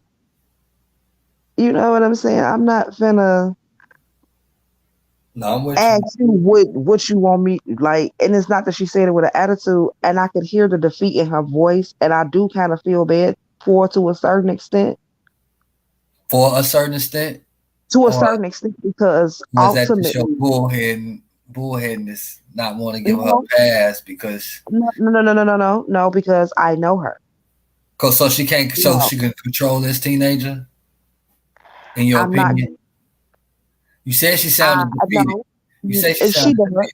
I know. Let me explain why I said it. I get it. You know, as a parent, you probably don't want to feel like that you can't not control, but you can't bring your children in. And I say I only feel sorry for her to a certain extent because I can imagine that and the shit that she deals with them. So yes, I do empathize and I do feel bad for her, but ultimately I know you. You had them young. No, and I swear to God, this not no shot. This not me being funny, even though you laughing. Like this is it's the words you use to come back. Ultimately, because ultimately, I understand. Like everybody can't have children young and raise them with a moral compass or have and teaching them certain things because they don't necessarily have it. So I get why her kids are out of control to a certain extent. Like they were being raised at a time when shit was slightly out of control. You know what I'm saying? Young, we still ripping, running the streets and shit. So I get it. You know what I'm saying? But at the same time, I still fault you because you chose to have this kid early. You chose to be a mother. So once you make those decisions, you got to put your big girl panties on and you got to say, fuck you. How old is the kid? Let me ask you this. It's like 16, something like that. I don't know. You can't be mad at the mom, though. No, G. I feel you, but nope. No. You said you heard the defeat in her voice. You said you heard the defeat in her voice. Normally, I would feel exactly what you're saying.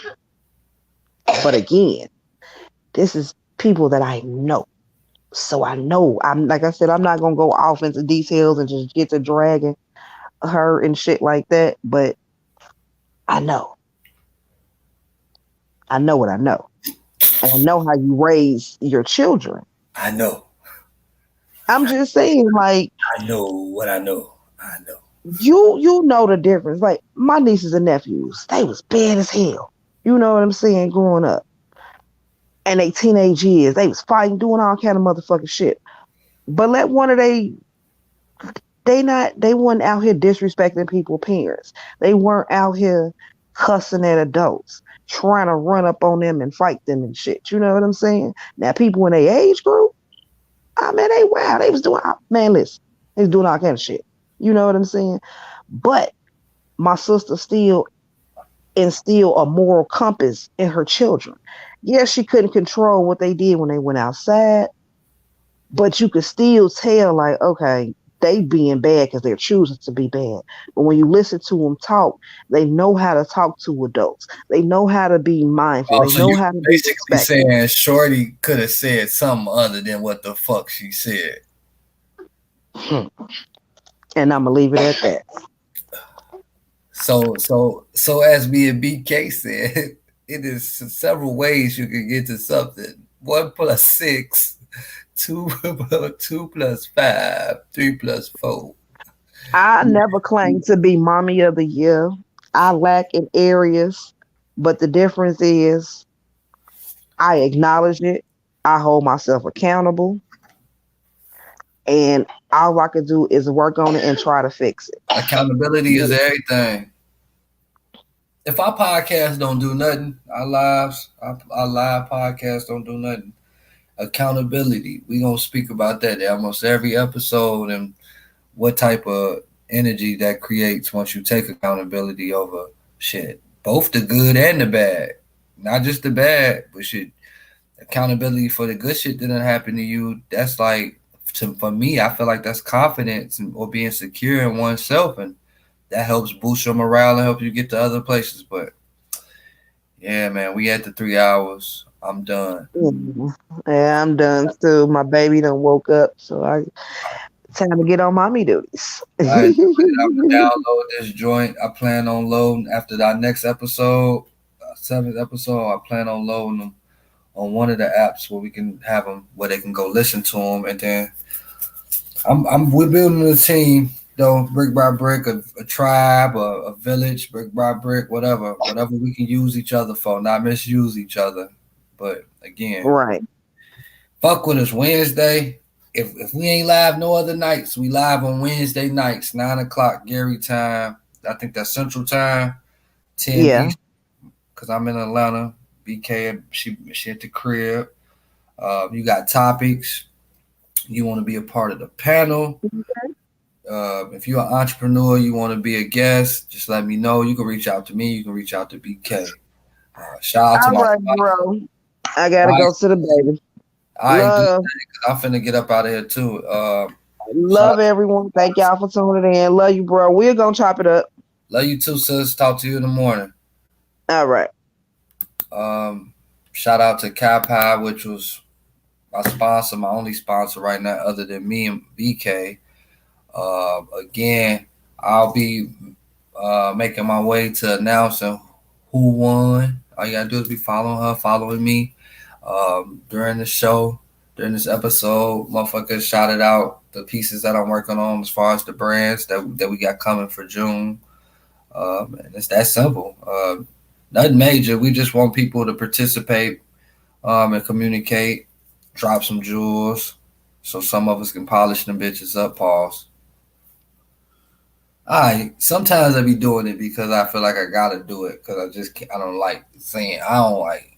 Y'all get it. Anyway, I appreciate y'all. Love y'all. Stay wavy. It's your favorite ninja, Worthy.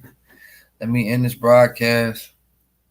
Shout out to everybody that tapped in on YouTube. I didn't see no comments from y'all. But whatever. Big love.